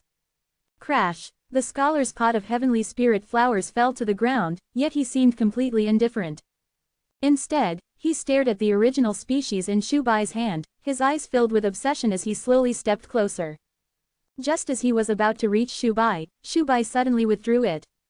No, as if losing the most cherished thing in his life, the scholar's face contorted with madness. He lunged at Shubai in a frenzy. In Immortal Alliance's cities, combat was strictly forbidden. Before the towering statue of the immortal ancestor could even deliver its punishment, a radiant glow flickered on Shubai's clothes. Shubai remained motionless while the scholar let out a miserable cry, violently rebounding and flying backward. A divine light then descended from the immortal ancestor's statue, instantly scorching the scholar's body into a charred husk. After struggling for a moment, he lost all signs of life and collapsed to the ground, dead. The enforcement cultivators from the martial hall rushed over to collect the corpse. The heavenly phenomenon marking the death of a cultivator finally suppressed the restless crowd. Shubai clasped his hands in a courteous salute to those around him before drifting away. It's over. The heavenly spirit flower business is finished. The shop owner watched Shubai's departing figure, his face ashen as he muttered to himself. Glancing at the neatly arranged heavenly spirit flowers in his shop, he quickly wrote a sign, 90% clearance sale, and hung it outside. Chapter 691. My Longevity Simulation. The news that an original species of the heavenly spirit flower had appeared in Tianling Prefecture spread like a whirlwind throughout the 10,000 Immortal Alliance. All the cultivators who had just been admiring and playing with their so-called top-grade or first-grade heavenly spirit flowers suddenly found them dull and uninteresting. So, an original species truly exists in this world. With this thought in mind, they discarded their previously prized heavenly spirit flowers like worthless trash and began frantically searching for the original species.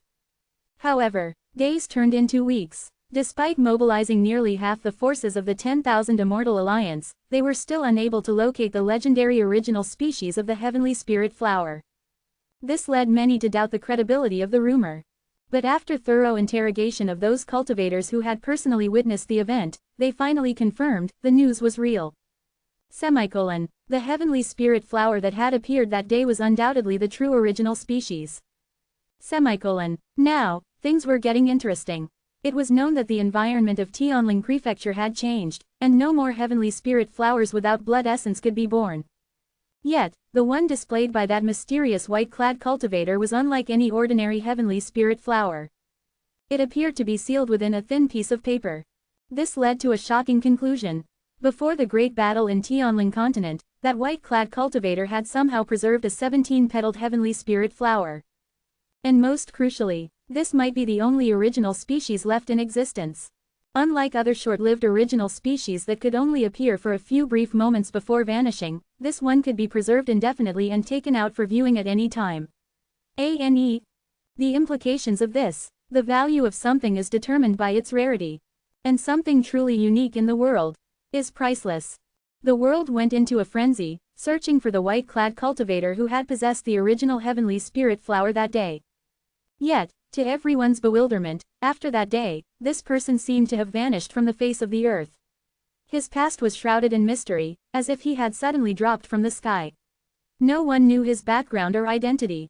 Even Dao integration realm cultivators attempted to divine his whereabouts using fate-tracing techniques, but they found nothing. This led to endless speculation. Some claimed he was a spy from the Five Elders Association, and that the heavenly spirit flower original species was a fabrication meant to disrupt and destroy the newly booming heavenly spirit flower market.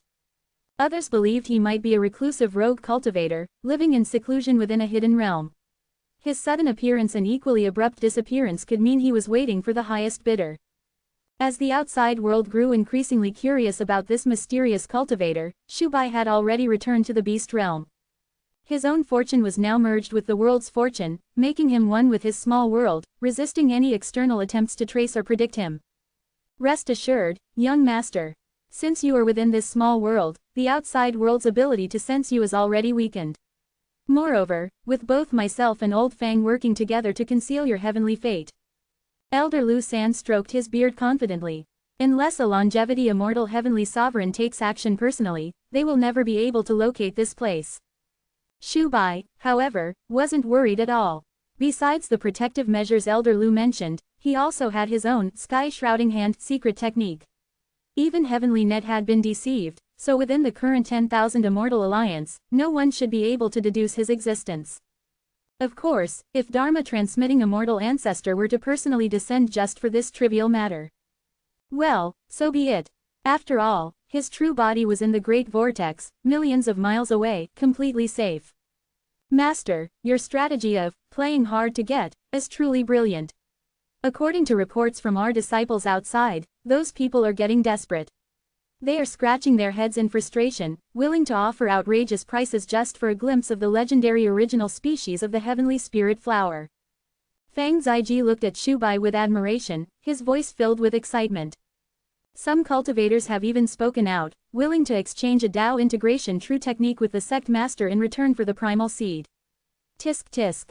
Shubai's expression remained unchanged as he said indifferently, "No rush, let them wait a little longer." "The sect master is wise," Fang Ziji responded with a knowing smile.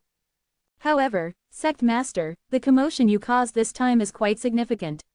I fear that when you go out again, the few magical treasures I crafted for you may not be able to withstand the pressure." He suddenly furrowed his brows, expressing concern. If 3 to 5 Dao integration cultivators conspire together to seize it by force, then your clone, sect master, would indeed be in real danger. Shubai's face twitched slightly. "Don't worry, I have my own plans. Mr. Fang, you should focus on researching the true cauldron of the Medicine King." Fang Ziji chuckled before his figure flickered and disappeared.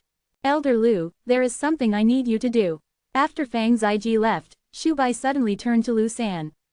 "Young master, please instruct me," Lu San said solemnly. "Find this person for me." Shubai projected an image of Zhao Shuyuan into the air. He has countless incarnations, with clones spread throughout the entire Xuanwang realm. In every state's heavenly city, there is a branch of the Qinli Hall where one of his clones resides. Normally, I could contact him directly, but at the moment, both my true self and my clone are preoccupied. And since you do not yet have an official identity within the 10,000 Immortal Alliance, you are unable to enter the Immortal Alliance's heavenly city. Therefore, you will have to trouble yourself by searching for him in the wilderness. Focus on the ruins of ancient sects, it shouldn't be too difficult. When you find him, give him this item and tell him I have a business proposition to discuss. Shu Bai instructed carefully. Young master, rest assured. After receiving the order, Lu San immediately left Longevity Valley to track down Zhao Shuyuan.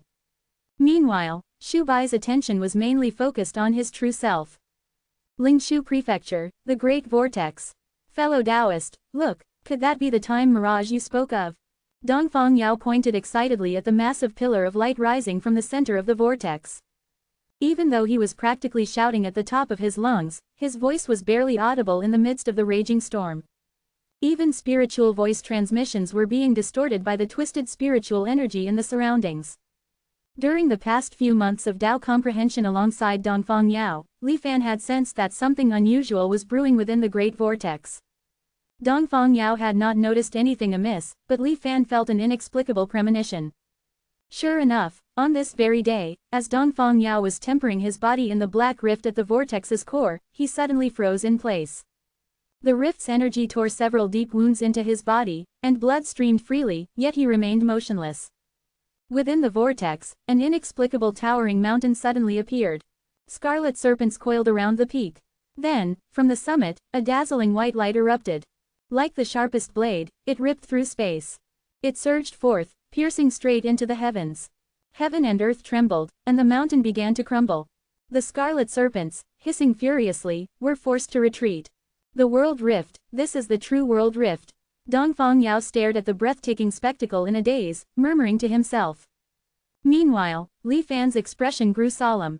A time mirage, something that only appears once in a century, and yet, I encountered it so effortlessly.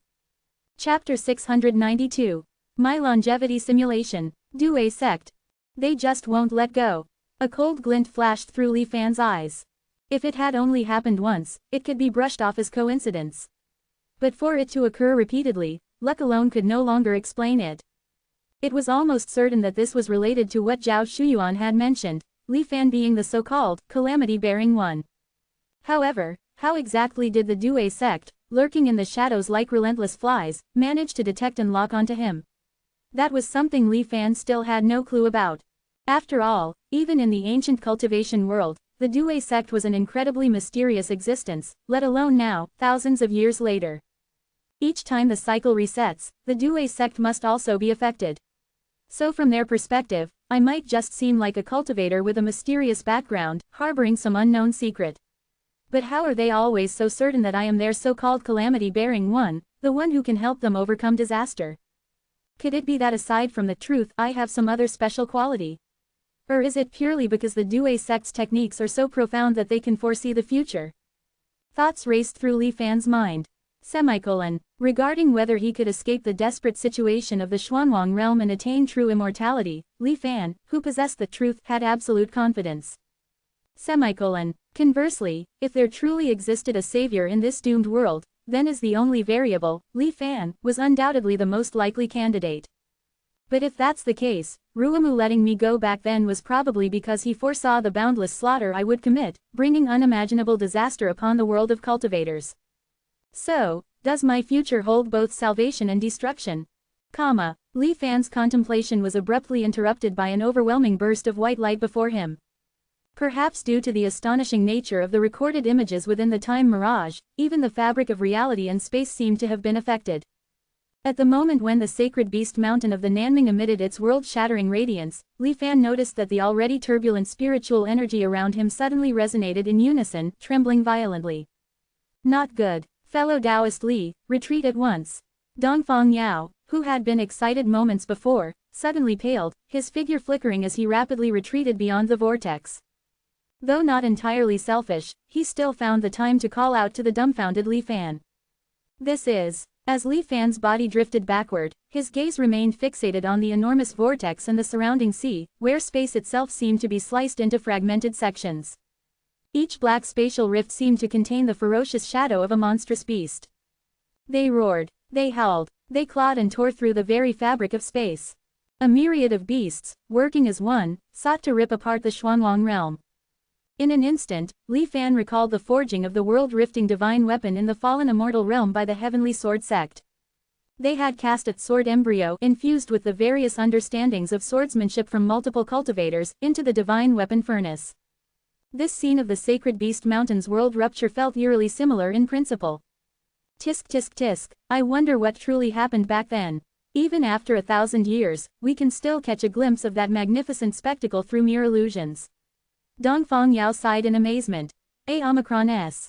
The dazzling white pillar of light lasted for the time it takes to finish half a cup of tea. Then, it vanished abruptly without a sound. The stark contrast between the intense brilliance and the sudden darkness made the world seem as if it had plunged into twilight in Li Fan's eyes. With the disappearance of the time mirage, the tempest surrounding the massive vortex also began to calm, as if it had entered a period of silence after a great battle, slowly gathering its strength once more. What a pity, who knows how long it will be before another rift appears?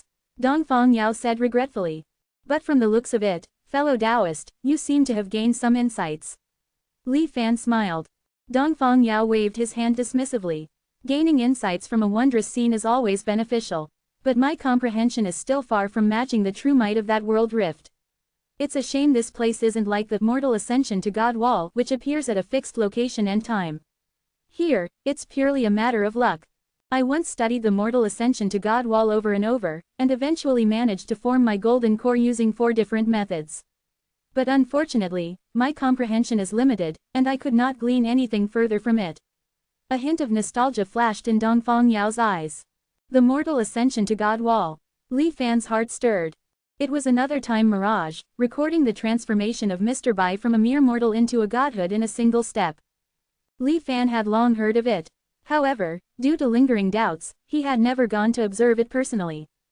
His main concern was whether Mr. Bai, who was hailed as the kindest man in the world, was truly as benevolent as he appeared, and whether he was still alive today. From Li Fan's repeated experiences in the fallen immortal realm, it was clear that Mr. Bai had achieved a level of mastery close to that of an immortal.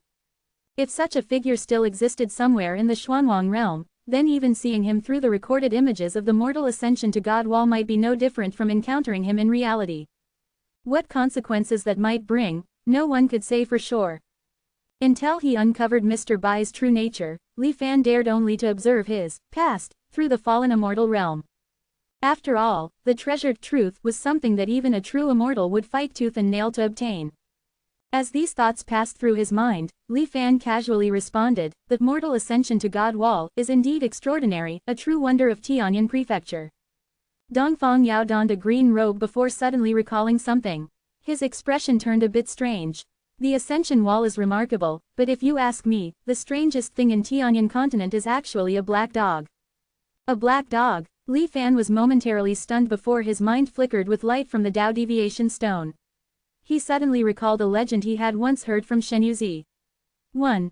Are you referring to that infamous man, Chen Shimei, the one who ruthlessly refined his own Dao companion into his cultivation foundation? Dongfang Yao nodded vigorously. Exactly. That vile act enraged the fairy Kongyu, who transformed him into a black dog. Countless cultivators, eager to curry favor with her, would bring all sorts of wild beasts just to torment him. The sight of it, Dongfang Yao shivered, as if recalling something terrifying. But actually, there's something even more bizarre about this whole affair. Dongfang Yao suddenly lowered his voice. Oh, could there be more to the story? Li Fan raised an eyebrow. You know that I possess the bloodline of ancient divine beasts. As my physique grew stronger, I discovered another unique ability that comes with it. I can communicate with all beasts. Dongfang Yao spoke in a conspiratorial tone. Once, when I passed through Tianyan Prefecture, I encountered the tormented black dog. To others, its cries sounded like pitiful howls of pain, but to me, they were words of grievance. The dog swore solemnly, saying that everything was the idea of its perverted Dao companion. It claimed that it had simply fallen asleep and woke up to find that its fellow cultivator was gone, but it had gained an additional foundation of the path within its body. Li Fan was momentarily speechless. Dongfang Yao shrugged. At first, I didn't believe it either. But once Chen Shimei realized I could understand him, he clung to me like his last hope, desperately pleading his case. What's even more terrifying is that he said his Taoist partner actually hasn't died. Through some unknown method, they can still communicate and talk every day. Suffering a wrongful accusation, enduring both mental and physical torment every day, Chen Shimei has become utterly insane. That time, he pleaded with me, begging me to help him find release. But, well, Dongfang Yao had a helpless expression on his face.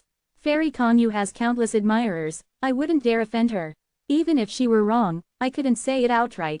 So, in the end, it's always Chen Shimei who suffers. Dongfang Yao let out a sigh. Since then, I've come to realize just how terrifying women can be. I'd rather avoid them entirely.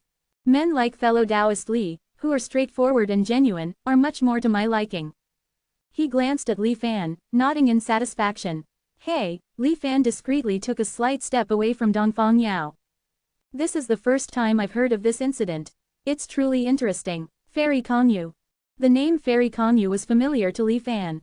In fact, in his past life, he had even met her once. That was at the commendation ceremony held after the Tianquan spirit locking formation was completed. She was indeed breathtakingly beautiful, living up to the name of a fairy. More importantly, she had a unique constitution, possessing a rare innate yin-yang jade, an existence that was half a heavenly wonder.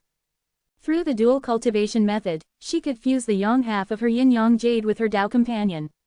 This process would elevate the companion's foundation establishment treasures, golden core, nascent soul cave heaven, and even their life transformations to a higher level. It was enough to turn an ordinary cultivator into a peerless genius overnight. It wouldn't be an exaggeration to call it defying fate itself.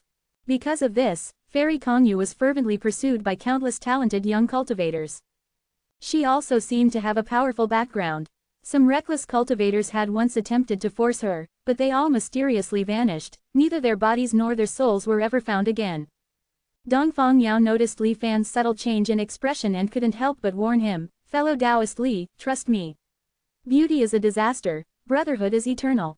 Haha, brother Dongfang speaks wisely. A woman like that is beyond my reach. Li Fan laughed heartily, cutting him off. The great vortex's turmoil has settled. Where will you be heading next? Li Fan asked. Dongfang Yao was pleased to hear Li Fan agreeing with him and grinned. I have a friend named Wang Fusong. We get along extremely well, like brothers. Since you and I are so compatible, I imagine you would also get along well with him. Recently, I heard he's heading to Chija Abyss, saying it's a rare opportunity to make great contributions. He invited me to join him. I've got nothing better to do, and I've just comprehended a new divine ability. My hands are itching for action, so I figured I'd join the fun. So, Brother Li, are you interested? Dongfang Yao looked at Li Fan with anticipation. Chija Abyss, White Mist, Maze Zone, great contribution. Li Fan narrowed his eyes as countless clues connected in his mind. It is what I desire, though I dare not ask it of you. After a moment of thought, Li Fan agreed without much hesitation. Great, Dongfang Yao was overjoyed. I'll ask him where he is now and go meet up with him. With that, he took out a communication talisman and sent an inquiry. A short while later, Dongfang Yao put away the talisman. Tianyu Prefecture, let's go. Hearing this familiar place name, Li Fan smiled slightly, then followed behind Dongfang Yao, flying towards the nearest teleportation formation. In the beast realm, amid his deep meditation on the world's destiny, Shubai suddenly opened his eyes. Standing in the sky, he parted his lips slightly, as if uttering a command.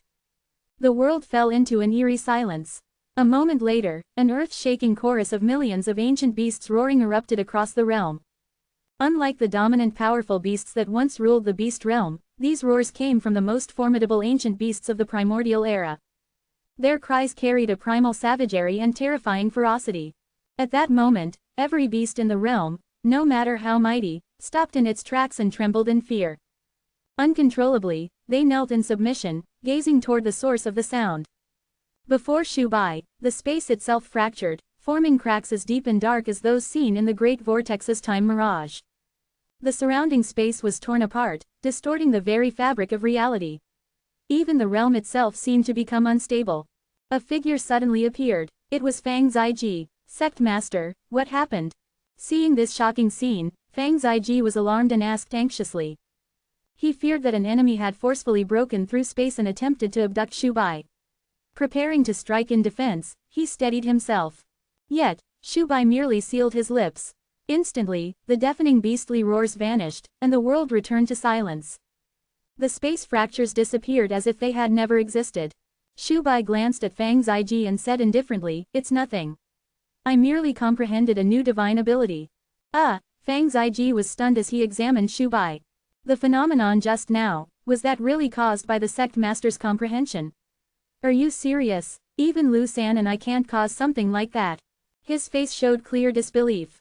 Shu Bai ignored him and simply relived the process of casting his divine ability. Strange, this clone's talent is ridiculously high. While observing the World Rift Time mirage, my main body only had some insights, but this clone. When witnessing the forms of the 10,000 beasts, it felt as if I were there in person, hearing their roars firsthand. Even those obscure, unrecognizable ancient beasts, I could see their images vividly in my mind. And, Shu Bai looked at his hands. To perceive essence beyond appearance, to instantly comprehend and replicate the power of world rifting. Could it be because of Shu Kei's bloodline, combined with the feather of the black bird? Or, is it because of Mr. Bai? As this thought crossed Li Fan's mind, he found it utterly absurd. It was merely a resemblance in demeanor based on Mr. Bai's, a coincidental similarities they just happened to share. But, what if it wasn't just a coincidence? TL Shenyuzi was previously translated as Oracle. Simply by bearing a resemblance in spirit, one can receive the favor of heaven and earth, as well as the wonders of creation. Li Fan suddenly recalled an anecdote from the previous dynasty of the Great Zan. The last emperor of the previous dynasty, Emperor Zhengshu, was originally a rare ruler capable of revitalizing his empire. From the moment he ascended the throne at the age of 16, he executed treacherous ministers, quelled bandits, improved water conservancy, and abolished taxes, sweeping away the signs of the empire's decline and resembling the sage kings of old. In just over 20 years, the land was peaceful, prosperous, and thriving. The common people had no worries about food or clothing and sang praises of the wise ruler. The officials submitted wholeheartedly, writing books extolling the emperor's virtues. Had he continued this way, the founding emperor of the Great Zan might never have had the opportunity to overturn the heavens and establish a new era. However, everything took a sharp turn when Emperor Zhengshu reached the age of 37. The reason? His beloved Empress Duanmu passed away due to illness. Upon hearing the tragic news, Emperor Zhengshu nearly fainted on the spot. Overcome with grief, he withdrew from state affairs for several months. Had it ended there, the empire would have remained stable under the guidance of its many capable ministers, even if the emperor himself remained secluded. But perhaps the fall of the Zheng dynasty was already predestined. On a visit to the place where he had first met Empress Duanmu, Emperor Zhengshu encountered a woman who bore an uncanny resemblance to her. Not only was her appearance nearly identical, but even her expressions and mannerisms were indistinguishable from the woman he had lost. And she was younger. Shaken to his core, Emperor Zhengshu believed it was fate. Without hesitation, he brought her back to the palace, made her his concubine, and indulged in her company day and night. To please her, he engaged in all manner of extravagance, constructing lavish palaces and gardens within the imperial city and even digging a canal connecting the royal court to the outskirts so they could drift upon its waters at their leisure. He commanded his officials to scour the land for rare treasures to entertain his beloved concubine.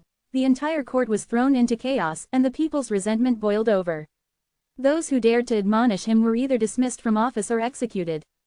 Even so, the empire did not collapse immediately, thanks to the strong foundation Emperor Zhengshu had built in his earlier years.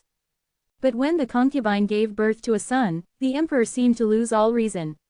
Ignoring the vehement opposition of his ministers, he sought to depose the crown prince.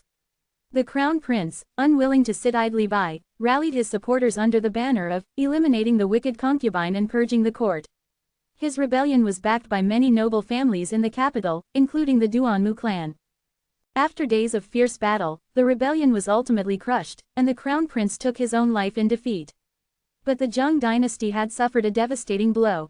From that point on, Emperor Zhengshu withdrew entirely from court affairs, indulging solely in pleasure. The empire fell into decline. By the time Emperor Zhengshu turned 56, the imperial palace was stormed by rebel forces. The emperor and his concubine perished in each other's arms, consumed by fire. Later scholars, when studying this period of history, were baffled by how an emperor who had once shown such promise could lose himself to lust and bring ruin to his empire. The only explanation was that his love for Empress Duanmu had reached an unfathomable depth. So when he encountered someone who resembled her, he completely lost his reason, perhaps even falling into madness, and in the end, destroyed a once glorious kingdom in a single day. There are no new things under the sun.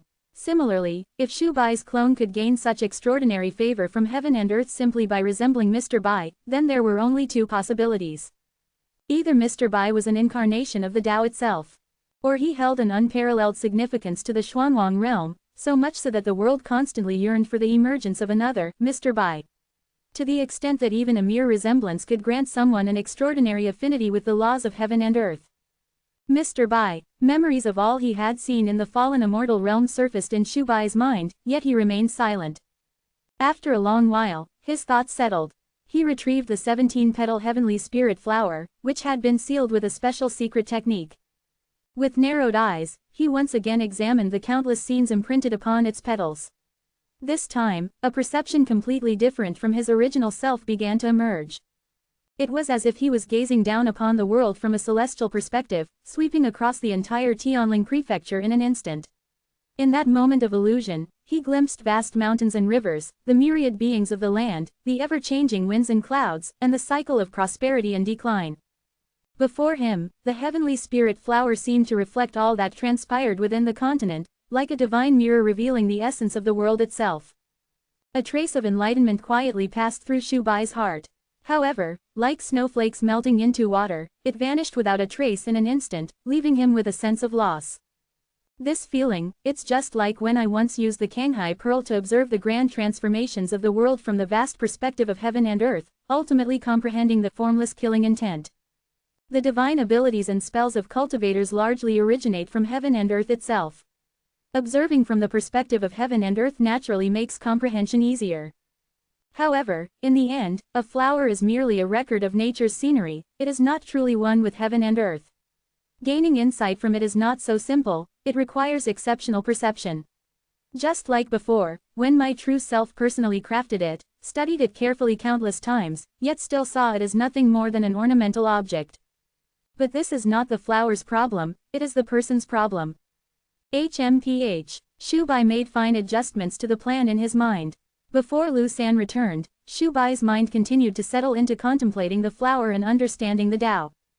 Tianyu Prefecture. After spending quite some time, Li Fan and Dongfang Yao finally arrived in Tianyu City. However, instead of heading to the Wanyu courtyard, where Li Fan had received formation training in his previous life, they went to a private room in the Tao Discussion Tower.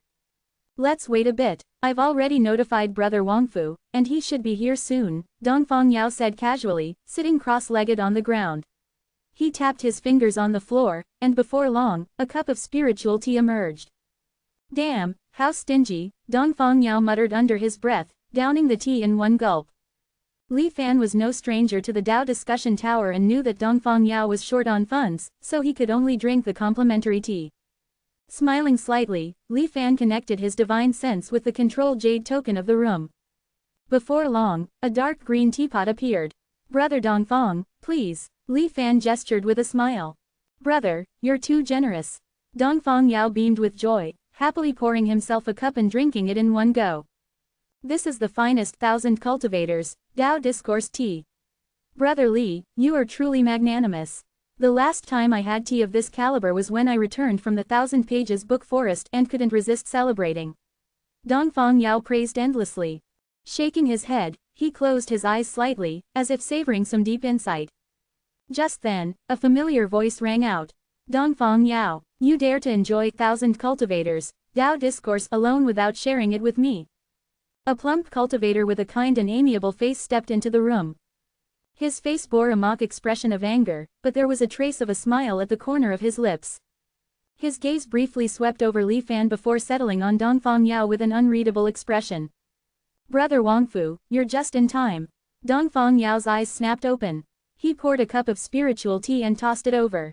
Wangfu Song steadily caught the teacup and tilted his head back to drink it. Now that you've had Brother Li's tea, we are brothers from now on, Dongfang Yao said with a satisfied nod. Brother Dongfang, you haven't introduced me yet. Who might this be? Wangfu Song glanced at Li Fan, who was sitting upright beside him, and asked tentatively. This is Li Fan, Dongfang Yao said, raising his head. I happened to meet him while comprehending the Tao in the Grand Vortex of Lingshu Prefecture. We hit it off instantly. When you mentioned this rare opportunity to earn contribution, I discussed it with him, and we decided to come together. A glint flashed in Wang Fusong's eyes as he discreetly gave Li Fan another look. Li Fan remained composed, cupped his hands, and said, "I've long heard of Brother Wang Fu's great name. It's an honor to meet you." However, Wang Fusong did not display any particular enthusiasm. He merely nodded slightly in acknowledgement. After some casual conversation, the straightforward Dongfang Yao finally got to the point. "Wang Fu, stop keeping us in suspense. What is this once-in-a-century opportunity for contribution you mentioned? Speak now." Wang Fusong pondered for a moment before slowly speaking. "Although this matter is still confidential, it will soon be officially announced. Since both of you are our own people, I won't hide it anymore. The Immortal Alliance is about to issue an order encouraging all cultivators to explore deep into the white mist. Not only will they provide the Samantabhadra true boat needed for the expedition free of charge, but all treasures obtained during the exploration will belong entirely to the individual. The Immortal Alliance will not interfere in the slightest. Furthermore, merely reporting the terrain and discoveries of the white mist will earn contribution points, merits, and even access to top-secret cultivation techniques as rewards." Wang Fusong continued to explain the new policy of the 10,000 Immortal Alliance in great detail. After he finished, Dongfang Yao still looked puzzled. "Did I hear that right? Deep into the white mist? Other than the white mist itself, could there be anything else inside?" Wang Fusong cast an exasperated glance at Dongfang Yao before explaining, "Within the white mist, there exists maze zone. Each maze zone is vast, even larger than many cave heavens or small worlds. And that's just the surface of what we've discovered. According to the latest investigations, many hidden rifts and passageways exist within the white mist, leading to unknown destinations. The higher-ups of the Immortal Alliance are extremely determined to explore the white mist this time, and the rewards are unprecedentedly generous. Many cultivators who got wind of the news have already ventured into the mist ahead of time. Once the policy is officially finalized, they'll report their findings and immediately claim their merit rewards. Though we received the news a bit late, if we move quickly, we can still get a share of the rewards. If I hadn't been waiting for you, Brother Dongfang, I would have set out 7 days ago." Wang Fusong sighed and took a sip of tea, glancing at Dongfang Yao helplessly. "Good brother, you're really looking out for me." Dongfang Yao slapped Wang Fusong's shoulder forcefully, causing his round belly to wobble. "So what are we waiting for? Let's set off immediately. I'm practically broke. The resources I need to strengthen my physical body are ridiculously expensive," he urged impatiently. Wang Fusong rolled his eyes at Dongfang Yao. "The white mist is full of dangers. Since we're already late, a little more preparation won't hurt. We need to be fully equipped before we go. We may not be extraordinary, but at the very least, we shouldn't be a burden to the team." As he spoke, his gaze subtly swept over Li Fan. Li Fan smiled slightly. "Since Brother Wang Fu has said so, I won't hide it either. My combat strength may be somewhat lacking, but I am quite wealthy. I can provide the Samantabhadra true boat required for this journey, as well as artifacts that can temporarily resist the energy-draining effects of the white mist. If we encounter challenges beyond the nascent soul level during exploration, I will voluntarily withdraw so as not to put my brothers in a difficult position." Seeing Li Fan's frankness, Wang Fusong was somewhat surprised. Meanwhile, Dongfang Yao was slightly dismissive. "What is Li Fan saying? So what if it's a nascent soul cultivation? Am I not also at the nascent soul stage? When brothers work together, their strength can cut through metal. How could a mere devouring essence white mist possibly stop us?" Li Fan frowned and instead offered a word of caution. "I know that Brother Dongfang has an exceptionally strong physique, and even the spatial rifts within the Great Vortex couldn't harm you. However, the depths of the white mist are truly extraordinary. I once heard Brother Shuo mention that within the mist lies a maze known as the Chija Abyss. Even he must tread carefully, or else he risks falling to his doom. Brother Shuo possesses the combat power of the soul transformation stage and carries a protective artifact gifted by his mother. If even he says such things, then the dangers of the white mist are self-evident." Wang Fusong and Dongfang Yao were momentarily stunned. "Brother Shuo? Which Brother Shuo?" Wang Fusong's expression subtly changed. "Could it be?" Li Fan nodded slightly. "I won't hide it from you too. Shuofeng and I are close friends, and he has invited me to serve as a guest elder for the Zan family." Dongfang Yao showed little reaction, but Wang Fusong suddenly stood up, his face full of shock. "Brother Li, are you serious?" Li Fan smiled. I doubt there's a single nascent soul cultivator in the 10,000 Immortal Alliance who would dare impersonate a guest elder of the Zan family. Upon hearing this confirmation, Wang Fusong's attitude shifted immediately. Amazing. Why didn't you mention this earlier, Brother Li? With your help, this expedition into the White Mist is sure to be a fruitful one. His words were full of flattery, while he subtly probed for more details regarding Shuo Feng. After Li Fan revealed a few details, Wang Fusong finally confirmed the truth and became even more enthusiastic. With Brother Li's assistance, our chances of success have increased significantly. We must set out as soon as possible, Wang Fusong declared decisively. One day should be enough to prepare the necessary supplies, Li Fan responded. Dongfang Yao shrugged, indicating that he was ready at any time. Thus, the three of them agreed to meet at the same place the next day. After temporarily parting ways, Li Fan entered the Tianquan mirror, took out a communication talisman, and inquired with Shuo Feng about the Immortal Alliance's decision to conduct a large-scale exploration of the White Mist. Before long, Shuo Feng sent a reply. Oh, I think I did hear something about that. Why, are you interested? There are too many strange and unpredictable things inside, there's no need to take that risk. If you need contribution points or anything, I can speak with my family and increase your offerings instead. There's no need to get involved in the chaos. If you die in there, it wouldn't be worth it. His tone remained as indifferent and carefree as always. After declining Shuo Feng's offer, Li Fan asked about the original species of the heavenly spirit flower before ending the communication. A maze, the thick white mist was indeed eerie and filled with countless dangers. In his past life's knowledge alone, he had heard of the Qijia Abyss and the chaotic character maze zone.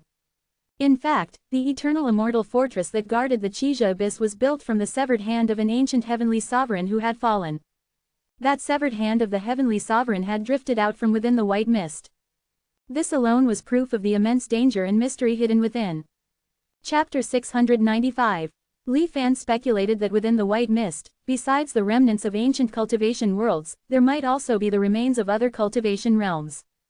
After all, no one truly knew how many worlds the Xuanwang realm had absorbed over the years to delay being devoured by the immortal ruins. Even the Xuanwang realm itself had undergone drastic changes, as if it had expanded in size. Not to mention the White Mist barrier, which seemed to be a buffer zone where worlds merged. However, for Li Fan, though the White Mist was full of dangers, its actual level of threat might not necessarily surpass that of the Xuanwang realm itself. The Xuanwang realm hid too many terrifying entities. Since Li Fan's reincarnation, he had encountered beings such as the Heavenly Physician, Ruimu, and the mysterious Heavenly Palm. Each time, he barely escaped with his life. Who knew how many other hidden powerhouses still lurked in the shadows? In comparison, while the White Mist was perilous, most of the danger came from the devouring essence mist itself. Even if he encountered eerie and terrifying entities, they would not be as overwhelmingly powerful as the great cultivators of the Xuanwang realm, who could prevent him from even using his truth ability. Compared to the Xuanwang realm, the White Mist is like the corpse of a dead cultivation world. And the living are often more terrifying than the dead. With my clone Shubai handling the planning for the later chapters of the mountain sitting technique, there shouldn't be any major issues. My true body can take this opportunity to explore the White Mist and see what the 10,000 Immortal Alliance is up to. Clearing his thoughts, Li Fan used his past life's experience to purchase useful supplies from the Tianquan mirror. For example, 8 Directions Purity Formation Diagram, a formation that could temporarily block the invasion of the devouring essence mist, providing a crucial moment to catch one's breath. Black Death Talisman, a necessary item to resist the devouring essence mist's effects and allow movement within the White Mist. Various spirit pills and elixirs to rapidly replenish internal spiritual energy. Li Fan keenly noticed that the prices of these items had been steadily rising in recent times. The Black Death Talisman, in particular, had silently doubled in price. It was clear that a significant number of people were already aware of the 10,000 Immortal Alliance's plan to send cultivators into the White Mist and were taking advantage of the last moments to profit. Among all these supplies, the price increase of longevity-related treasures was the most astonishing, with most of them tripling or even quadrupling in price. Longevity-enhancing items had always been rare and expensive. After consuming one, a cultivator would need to find a different type for further effect. This made them highly sought after, often commanding exorbitant prices and always being in short supply. Now that the era of white mist exploration was approaching, these longevity treasures had essentially become life-saving artifacts against the devouring essence mist. In his previous life, Li Fan had been trapped in the white mist and had barely escaped. However, he had stayed inside for too long. By the time he returned to the eternal immortal stronghold, he had aged drastically. If he had possessed longevity pills back then, he could have avoided such a fate. Other cultivators did not have the luxury of Li Fan's ability to restart. It was only natural to stock up on life-saving resources to ensure survival. Glancing at the over 100 longevity pills that Lu San had prepared for him, Li Fan, who was not lacking in contribution points, had no intention of selling them. Instead, he planned to use them at critical moments. It's a pity that at this point in time, Zhang Shintong has yet to rise to fame. I've searched for a long time, but I haven't been able to find any trace of him. Otherwise, if I could learn his 7-colored divine light technique, moving around would be much easier. As for his incomplete manuscript of the Life and Death Profound Art, I'll wait until I have the opportunity to obtain the full version. Time passed quickly. The next day, Li Fan met up again with Wang Fusong and Dongfang Yao. As promised, Li Fan took out the large batch of supplies he had purchased and handed them over to them.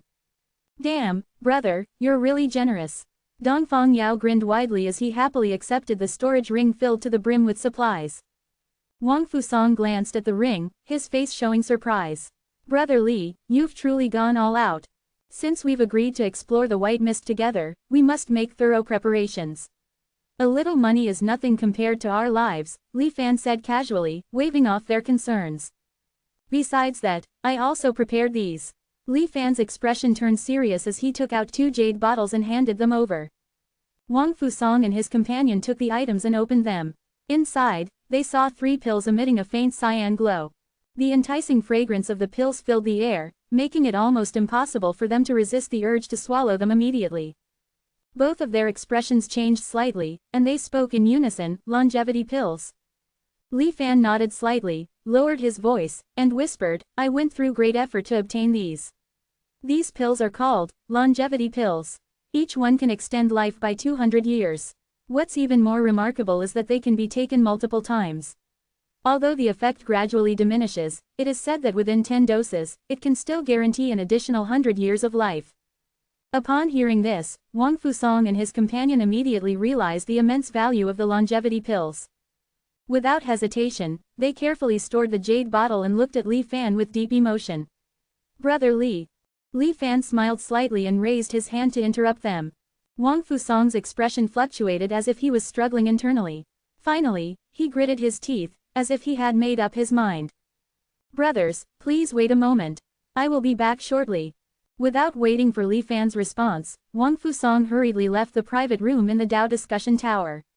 To an outsider, it might have looked like he had taken the items and fled. However, neither Dongfang Yao nor Li Fan showed any such suspicion. They remained calmly waiting in the room with unwavering patience.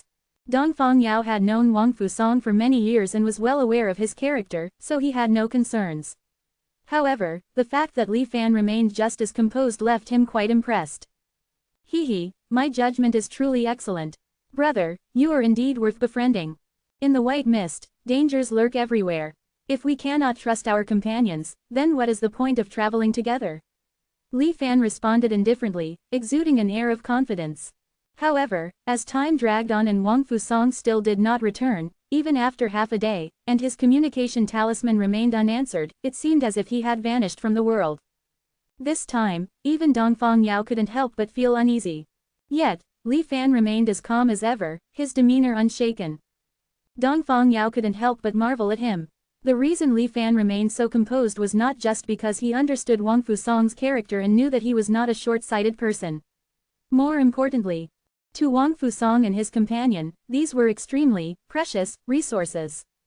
But in Li Fan's eyes, they were nothing worth mentioning.